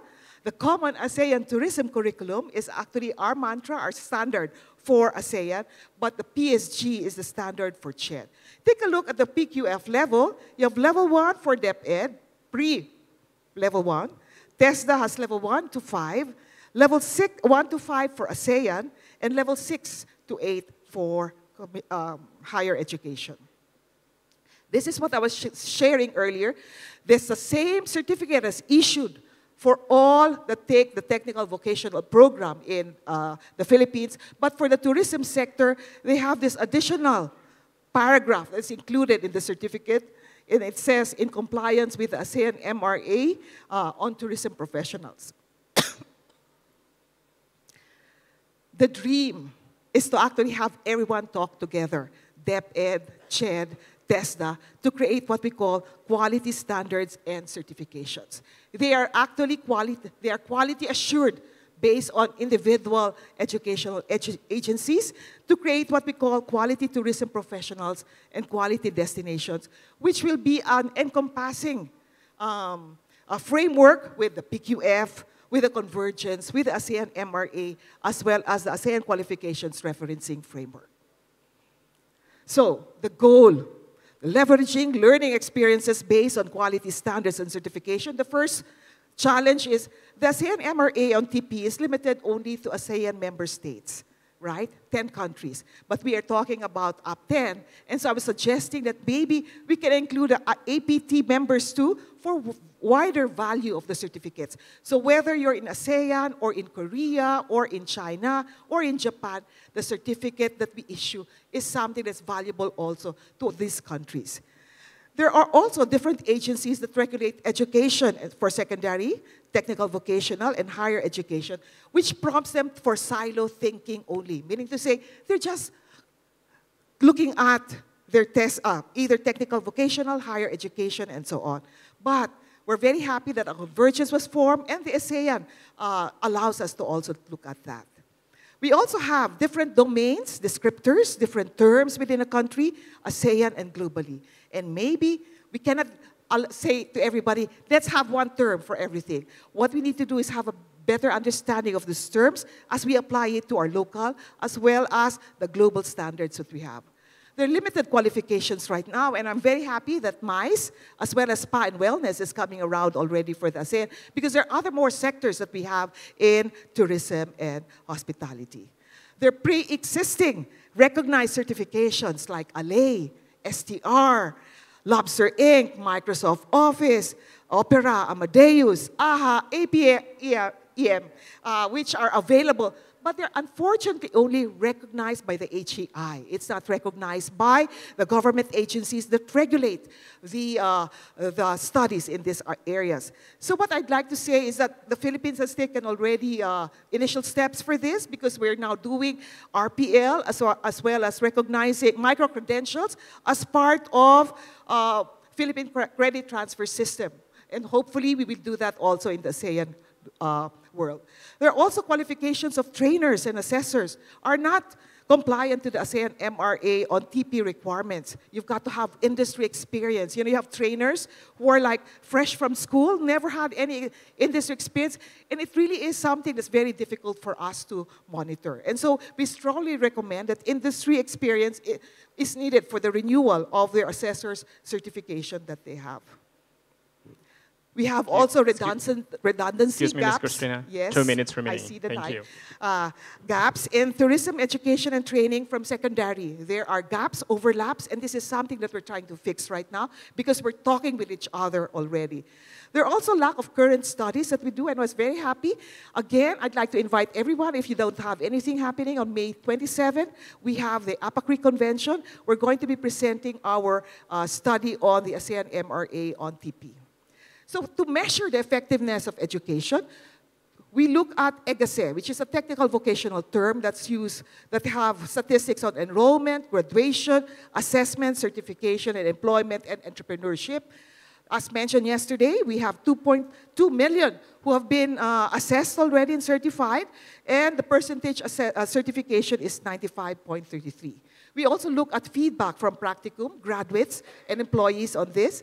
The Industry Advisory Board also provides feedback, tracer study, and studies on impact on quality standards and certification. So quality tourism professionals will allow us to provide quality destinations if we are able to put ourselves together. So my moving forward step would again be hospitable, be hopeful that things will come around. There is still, you know, even if my hair has turned red in the last, white in the last 10 years when ASEAN MRA was launched, I'm still going strong about the belief that this is something that's very important for us. Be open-minded. There are a lot of certifications, standards that are out there, even apps that can actually help us in the learning process. Be supportive of the learning process. Be professional. Get certified. Be informed of what's happening. Be technologically proficient. The ASEAN +3 awareness is also important. Be brave. Be a lifelong learner. And be excited about tourism and hospitality. Checkpoint, we've covered the tourism industry, the PQF in tourism, my global challenges, as well as moving forward steps. So, they say it's more fun in the Philippines, but collaborating here in APTTTEN is more fun. Thank you very much. If you want a copy of my presentation, you can actually look at the QR code and find it there. Thank you very much. Thank you very much, Mrs. Christina. What an informative presentations, ladies and gentlemen. And I think without any further ado, let's move on to the third speakers. I would like to invite to join virtually through Zoom meeting, Mrs. Fauzia. Are you there? Yeah. Okay. Yeah. So allow me to shortly read short bio of Mrs. Fauzia before she starts to deliver her presentations. So Mrs. Fauzia holds bachelor degree in management from Sekolah Tinggi Ilmu Akademi Jagakarsa and a master degree in administration sciences from the University of Indonesia. And before acting as the head of secretariat at the National Professional Certification Agency, she formerly acted as head of Center for Vocational Training Development from 2015 to 2019 and former director of Instructor Development and Training Personnel from 2019 to 2021 at the Directorate General of Training and Productivity Development, Ministry of Manpower of the Republic of Indonesia. Well, Mrs. Fauzia, are you ready to deliver your presentation? Yes. Terima kasih. So, yes, the screen is yours. Assalamualaikum warahmatullahi wabarakatuh. Selamat siang, selamat menjelang sore. Mohon maaf, saya presentasi dalam bahasa Indonesia. Bapak Ibu sekalian yang saya hormati, Profesor David Hein, the President of APM, yang saya hormati Mrs. Christina Aquino, Tourism Industrial Board Foundation, dan yang saya hormati moderator kita semua, Bapak Ahlan Fahlepi, yang kami hormati para hadirin semua yang berbahagia. Pada sore hari ini saya mewakili dari Kementerian Tenaga Kerja yang ditunjuk untuk mewakili akan membahas secara kebijakan terkait dengan kebijakan Kemnaker Republik Indonesia dalam menyiapkan SDM terampil melalui pelatihan vokasi. Bapak Ibu sekalian, mungkin bisa presentasinya, slide-nya bisa ditampilkan. Baik, Bapak Ibu sekalian, para hadirin, kami dari Kementerian Tenaga Kerja pada siang hari ini senang sekali bertemu Bapak Ibu sekalian dalam rangka diskusi dalam forum yang sangat mulia ini. Kebetulan kami mewakili dari Kementerian Tenaga Kerja dengan membawakan topik kebijakan Kementerian Tenaga Kerja dalam menyiapkan SDM terampil melalui pelatihan vokasi. Lanjut. Bapak Ibu sekalian, kalau kita melihat Kementerian Tenaga Kerja memang dalam bidang ini adalah bagaimana menyiapkan tenaga kerja yang terampil. Tentu sebelum itu adalah kita melihat dulu profil ketenaga kerjaan secara umum di Indonesia. Karena kementerian kami adalah bagaimana kementerian kami ini menyiapkan tenaga kerja, tidak hanya untuk menyiapkan tenaga kerja terampil, juga bagaimana memberikan perlindungan terhadap tenaga kerja. Bapak Ibu sekalian, kalau kita melihat data profil ketenaga kerjaan, tentu ini sangat berdampak sekali pada tenaga kerja, baik itu jumlah angkatan kerja, tingkat partisipasi angkatan kerja, dan juga terkait dengan profil tenaga kerja yang ada di Indonesia. Bapak Ibu sekalian, kalau kita melihat data seperti ini, bahwa dengan jumlah angkatan kerja sebanyak 143,72 juta ini, dengan tingkat partisipasi angkatan kerja sebanyak 68% lebih yang terbagi dalam penduduk bekerja, yang bekerja sebanyak 135 juta dan jumlah pengangguran terbuka 8,42 juta dan tingkat pengangguran terbuka sebanyak 5,86%. Nah, tentu saja dengan bervariasi mereka yang masuk dunia kerja ini adalah mereka memperoleh lulusan pendidikan dari universitas, diploma, SMK, SMA, SMP sampai SD. Dan tentu dari jumlah angkatan kerja yang bekerja ini sebagian besar adalah mereka pekerja penuh waktu sebanyak 92 juta lebih dan pekerja paruh waktu 36 juta lebih dan setengah penganggur 10,65 juta. Kenapa data profil tenaga kerja ini menjadi penting? Karena inilah barometer bahwa tingkat penduduk usia kerja ini menjadi perhitungan tentu dari kita semua, terutama mereka yang sedang mengikuti pendidikan, tidak hanya pendidikan formal maupun pendidikan informal. Nah, ini menjadi acuan atau barometer dalam rangka mereka menyiapkan diri masuk ke dunia kerja. Lanjut. Bapak Ibu sekalian, kita khususnya di Indonesia ini kita mendapat tantangan dalam rangka bagaimana tenaga kerja ini harus siap. Pertama, tantangan dan peluang tentu saja. dengan jumlah tenaga kerja yang tadi tertera dalam data tadi, tentu kita harus membaca juga tantangan dan peluang. Tantangan ke depan untuk ketenaga kerjaan adalah jumlah pengangguran terbuka seperti data tadi, dan tenaga kerja informal masih mendominasi. Dan jumlah penambahan angkatan kerja per tahun juga semakin besar. Jumlah orang di Indonesia yang harus mengikuti pelatihan lagi untuk jenis pekerjaan baru juga semakin bertambah, dan jumlah pekerjaan terdampak otomatisasi dan juga penduduk usia kerja terdampak COVID yang 2 tahun lalu kita mempunyai dampak ini dan sangat berpengaruh terhadap perekonomian kita. Di samping tantangan tentu ada peluang Bapak Ibu sekalian, para peserta forum. Di sini juga ada jumlah kebutuhan suplai tenaga kerja yang terampil pada tahun 2030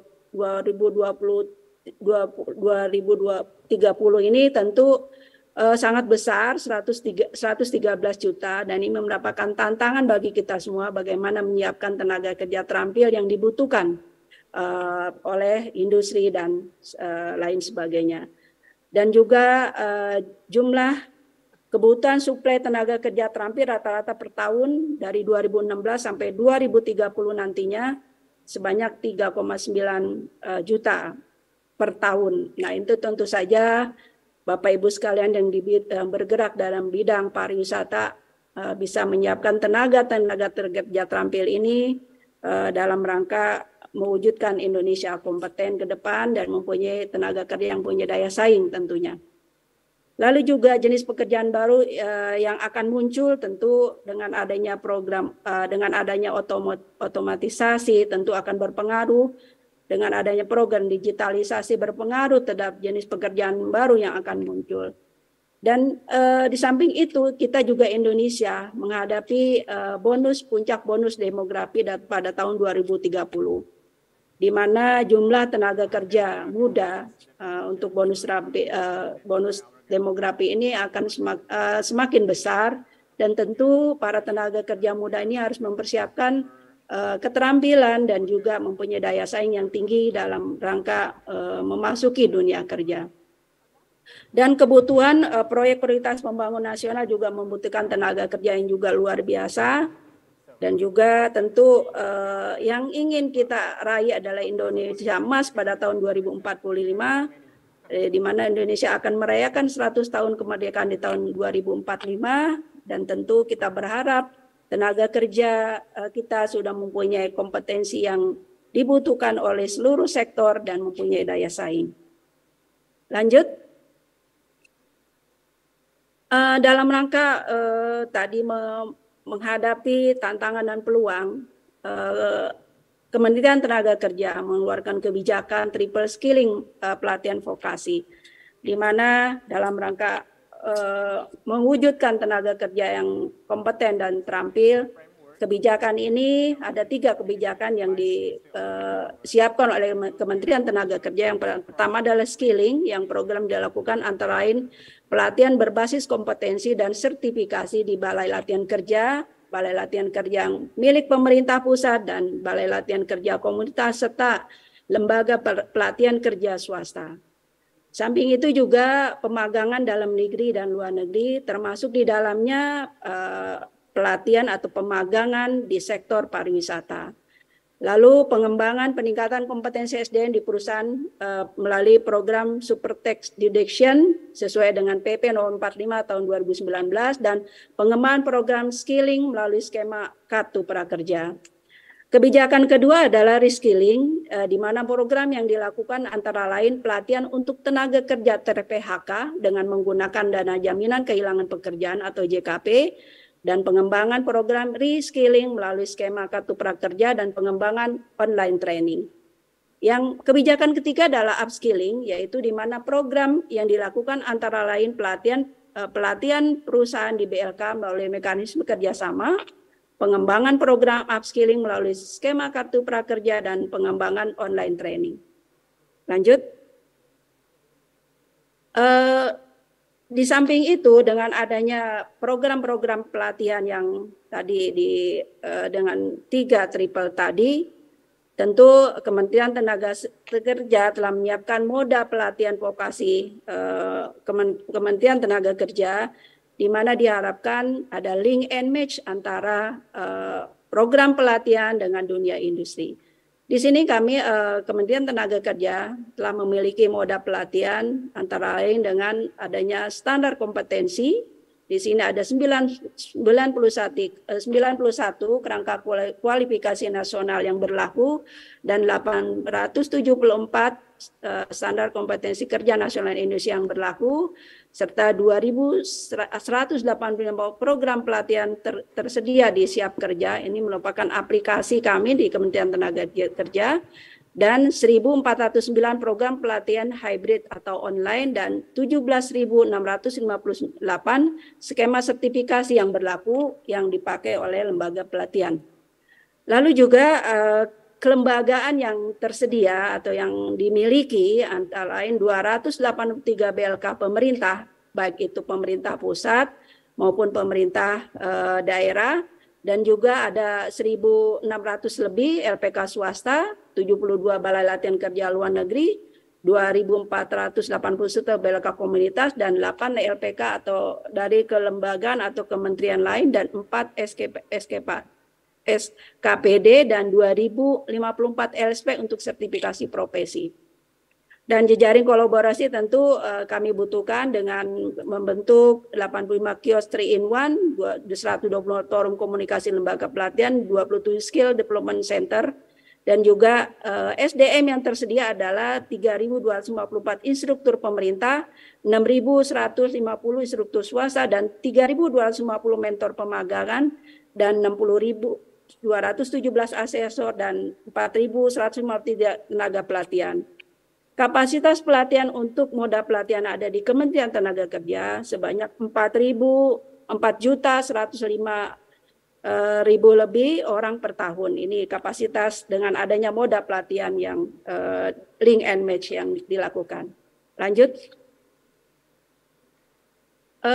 Untuk melaksanakan pelatihan ini tentu kami sudah menggunakan sistem aplikasi informasi dan aplikasi pelayanan ketenaga kerjaan, di mana setiap masyarakat atau para pencari kerja bisa menggunakan aplikasi ini, di mana mereka bisa memperoleh informasi-informasi yang terkait dengan program pelatihan, kelembagaan, akreditasi, dan juga karir hub dan sertifikasi yang bisa diakses oleh umum.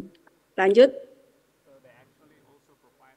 Terkait sebaran dari 283 BLK pemerintah, Kementerian Tenaga Kerja ini yang tersebar di seluruh Indonesia, total BLK milik pemerintah sebanyak 21, milik Kementerian Tenaga Kerja sebanyak 21, dan milik pemerintah daerah 262, dengan total atau kapasitas pelatihan 271.976 orang per tahun.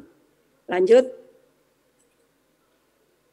Bapak Ibu sekalian, terkait dengan pelatihan di bidang pariwisata, tentu berkaitan dengan sektor Bapak Ibu sekalian, kami juga telah melaksanakan penyiapan SDM terampil pada 5 destinasi wisata super prioritas di tahun 2022 yang lalu. Lanjut. Ini capaian dari pelatihan berbasis kompetensi di UPTP Pembina di wilayah dengan lokus 5 destinasi super pariwisata super prioritas, dan ini ada 5 balai pelatihan kerja yang membina untuk pelatihan di bidang pariwisata di 5 DPSP tersebut. Lanjut. Di samping itu juga pada tahun 2022 kami sudah melaksanakan pemagangan dalam negeri khusus di bidang pariwisata. Pemagangan di 5 DPSP ini target 500, realisasi 500, dan pemagangan secara virtual, pemagangan mandiri, dan pemagangan melalui APBD. Dan juga pemagangan dengan dana dekonsentrasi, pemagangan program berkeahlian menengah tinggi, dan pemagangan sektor UKM serta sertifikasi pemagangan dari target 8.300 terrealisasi 7.883 orang. Lanjut. Nah, untuk tahun 2023 kami sudah juga menyiapkan untuk program-program pelatihan yang dilaksanakan di seluruh UPTP milik Kementerian Tenaga Kerja dan juga UPTD milik pemerintah daerah, juga BLK komunitas. Kalau mungkin dilihat nomor 5 ini adalah target untuk pemagangan destinasi wisata super prioritas untuk program ini sebanyak 500 orang. Lanjut, mungkin kita skip saja yang halaman berikut ya. Mohon izin Ibu, waktunya sudah habis tapi mungkin bisa diselesaikan paparannya lebih cepat. Terima kasih. Baik. Ini yang terakhir adalah di rencana kegiatan pengembangan program pelatihan vokasi standar ASEAN. Ini yang akan kami laksanakan pada tahun 2023 ini. Bapak Ibu sekalian bisa dilihat di nomor 7 sampai nomor 10. Ini target kami yang akan dilaksanakan oleh Balai Besar Pelatihan Kerja Medan dan Balai Pelatihan Kerja Vokasi Lombok Timur. Yang targetnya mungkin Bapak Ibu sekalian bisa kapasitas pelatihannya nanti bisa dilihat di halaman berikut. Lanjut. Ya itu yang mungkin bisa Bapak Ibu sekalian lihat target untuk pemagangan di sektor pariwisata. Dan lanjut terakhir di halaman terakhir. Ya lanjut. Ini target pemagangan dalam khusus untuk di 5 destinasi tadi. Lalu terkait adalah terobosan lain yang sudah dilakukan terkait sektor pariwisata. Di sebelum lembar terakhir, Mas. Lanjut. Ya, ini terobosan lain yang sudah dilakukan terkait sektor pariwisata. Mungkin Bapak Ibu sekalian bisa membacanya nanti dan kita akan bagikan slide ini. Demikian Bapak Ibu sekalian yang bisa kami sampaikan terkait dengan kebijakan Kementerian Tenaga Kerja dalam menyiapkan sumber daya manusia terampil melalui pelatihan vokasi dan juga tersertifikasi yang mengikuti pelatihan. Terima kasih, mohon maaf jika ada hal yang kurang berkenan. Assalamualaikum warahmatullahi wabarakatuh. Waalaikumsalam warahmatullahi wabarakatuh. Terima kasih banyak Ibu Fauzia. Thank you very much for joining us virtually. And actually a short brief about her presentation regarding the focus of the Ministry of Manpower concerning how to decrease the number of unemployment rate, because currently right now in Indonesia around 8 million unemployment rate and it's too high. So what they are doing right now is, because they have training centers across region in Indonesia, so they're trying to do their training and also elaborating MRATP and ASEAN standards to share to the people or who want to work as, when they weren't ready to join with the workforce in Indonesia. So, well, ladies and gentlemen, that's all 3 speakers delivered their own presentations. And right now we are proceed to the Q&A sessions. And I would like to open the Q&A sessions. Maybe we can start from the questions from the Zoom meeting. Okay, so maybe these questions addressed to Professor David. So from the Indonesia Association for Tourism Vocational High School, Bapak Hadi Sutrisno. So he said that certification is very important. We agree that certifications demonstrate a credibility of the person, the employer, and the institution. Can you share a best practice from your side that we can apply it for our students of tourism vocational schools certification? We need to change of certification activity from quantity to quality. So, please, Professor David. So thank you very much for this wonderful question.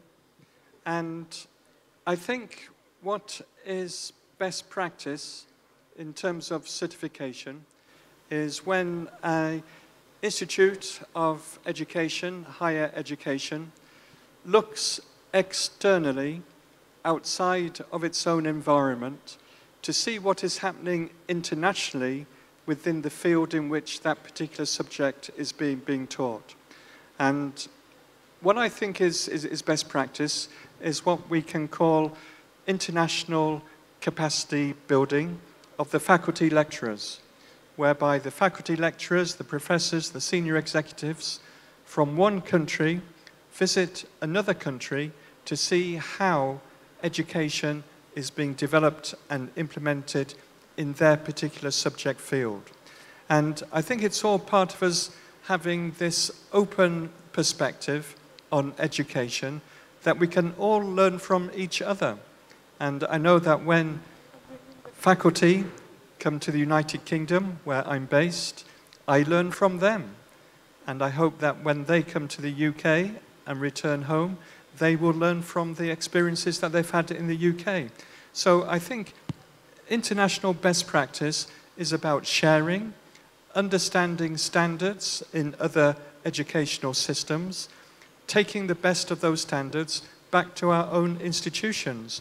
And in that way we can continually improve and improve and improve. And the benefit is that the students who we are educating not only have a domestic understanding of that particular subject, but they also have an international understanding as well, because the world in which we live is global, international, and that's really what we need to be thinking about when preparing students for the future. So thank you so much for asking that question. Thank you very much, Professor David. Mrs. Christina, do you want to add more? Yes, please. Yes. Thank you very much. What we've done because TESDA is the only accepted certificate issued by TESDA, certificate is issued that's recognized among the ASEAN member states because of the ASEAN Mutual Recognition Arrangement. So what we've done is we've embedded the competencies that are required, the minimum competencies that are required in the senior high school, the technical vocational program, as well as in higher education. Now, students in technical vocational schools are required, mandatory for them to get assessed. But for DepEd, or for senior high school, it's voluntary on their part. For higher education, they can opt to actually allow students to get certified, simply because if they wait for 4 years, and some of them don't finish the 4-year program, then they don't have any certificates to show their prospective employer. And so we have encouraged schools actually to put in certifications at any year level, so that by the time that they get to graduate, they have an accomplishment of several certificates together with the final diploma that they get when they finish their program. Another thing is to make sure that your faculty members remember that there is a lot of competitor in a particular country. Just for example, in higher education in the Philippines, we have more than 900 plus schools offering hospitality programs, more than 600 schools offering tourism. Collectively, we have around 250,000 students enrolled in these programs. What will set a school different from the other school? So you've got to build in some competitive advantage, uniqueness that you have, and certifications would be the way to go. Micro-credentials, you offer programs also for professionals, because a lot of our professionals may have changed their track, especially as a result of COVID. And so we provide them opportunities for them to actually take certifications, get training, get certified, and as a result of that, they are now able to enter a different field, a different sector, or within the industry as well. Thank you. Okay, thank you very much, Mrs. Christina. So great answer. So I think all countries are trying to, once the MRTP came up with all scheme, they're trying to adjust the level of each country, like from the higher educational or vocational school into the higher education institutions. So let's move on for the next questions. I would like to invite one question from the floor. Yes, please.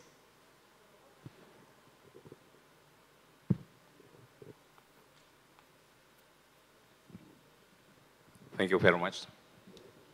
I'm Samsur Rijal from Makassar Tourism Politeknik. My specific question to Christina.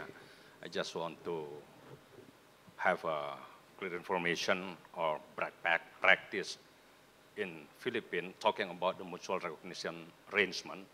Is there any regulation or strategic implementation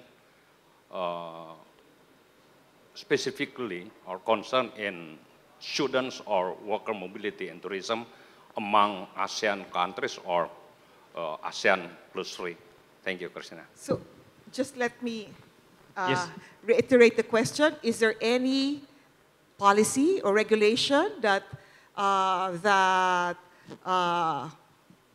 is present in all? As mentioned in my in the presentation, Philippines highly regulates education process. What each particular educational agency like DepEd, TESDA, and the Commission on Higher Education makes pronouncements on minimum learning standards. So it is up to the school to add on, but if you stick to the minimum now has what we call, has embedded already the ASEAN MRA on TP, the Common ASEAN Tourism Curriculum. So that's why we're working to make sure that DepEd understands the ASEAN MRA, TESDA, as well as higher education, because for higher education, we're looking at level 6, which is beyond the ASEAN MRA. The assumption is that a student who enters higher education should have also the capacity, the knowledge, the skills, and attitudes that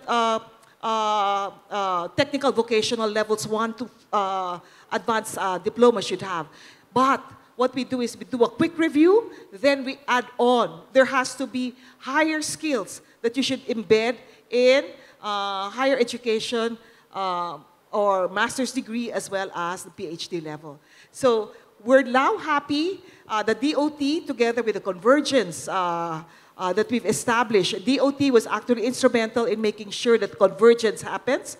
We have put together basic education, DepEd, TESDA, Commission on Higher Education, as well as the industry board, TIBFI, together to actually work out, spell out what is needed in each of the different labor divisions along the particular level of the PQF that they have in their program. So it's, small steps, considering that it was launched in 2012. We are hopeful that things will move further, especially now that the digital way, because before the toolboxes were actually lodged at the ATPRS, and it has been dissolved at the moment. And so we're trying to find ways in making sure that the LMS is actually put up to allow students to have access to these learning materials at that. Thank you.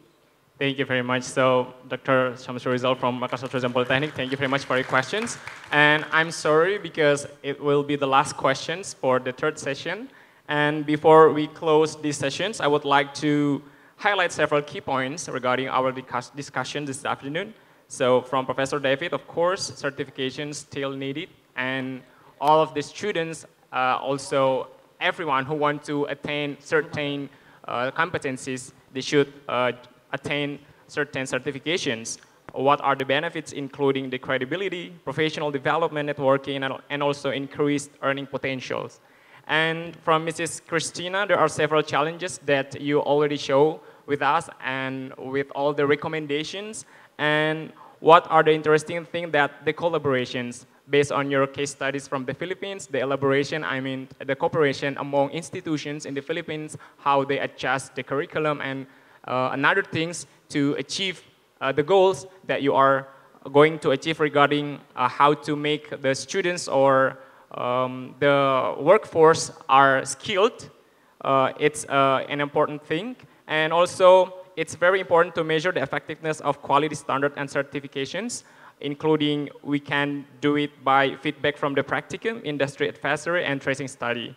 And also from Mrs. Fauzia, regarding the unemployment in Indonesia still high, around 8 million unemployment rate. And in order to resolve these challenges, Ministry of Manpower generate triple skills framework, which consists of skilling, reskilling, and upskilling to deliver certain training, including integrated training, which in line with the ASEAN toolboxes.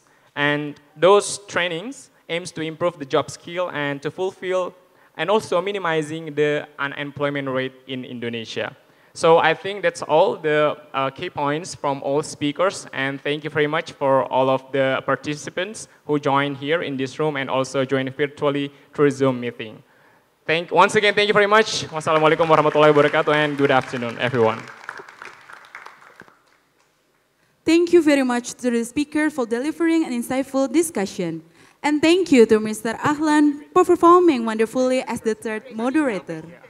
Ladies and gentlemen, before we close the session, we would like to invite Mrs. Endang Komesti Sinaga as the first Vice Director of Academic Affairs and Quality Assurance of NHI Bandung Tourism Politeknik to give appreciation to our speakers and moderator.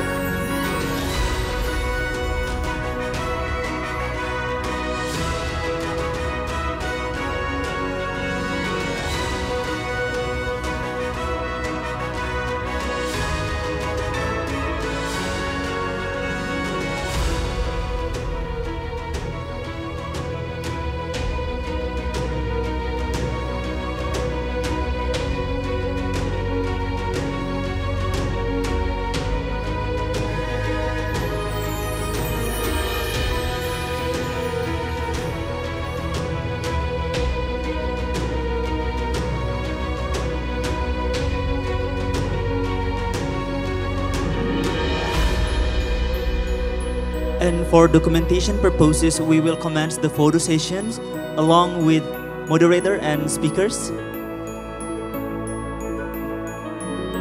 All right, ladies and gentlemen, we will lead the documentation in 3, 2, 1. Once again, in 3, 2, 1. Thank you to the moderator and speakers as well as Mrs. Endang Komesti Sinaga for doing the honors of giving the appreciation.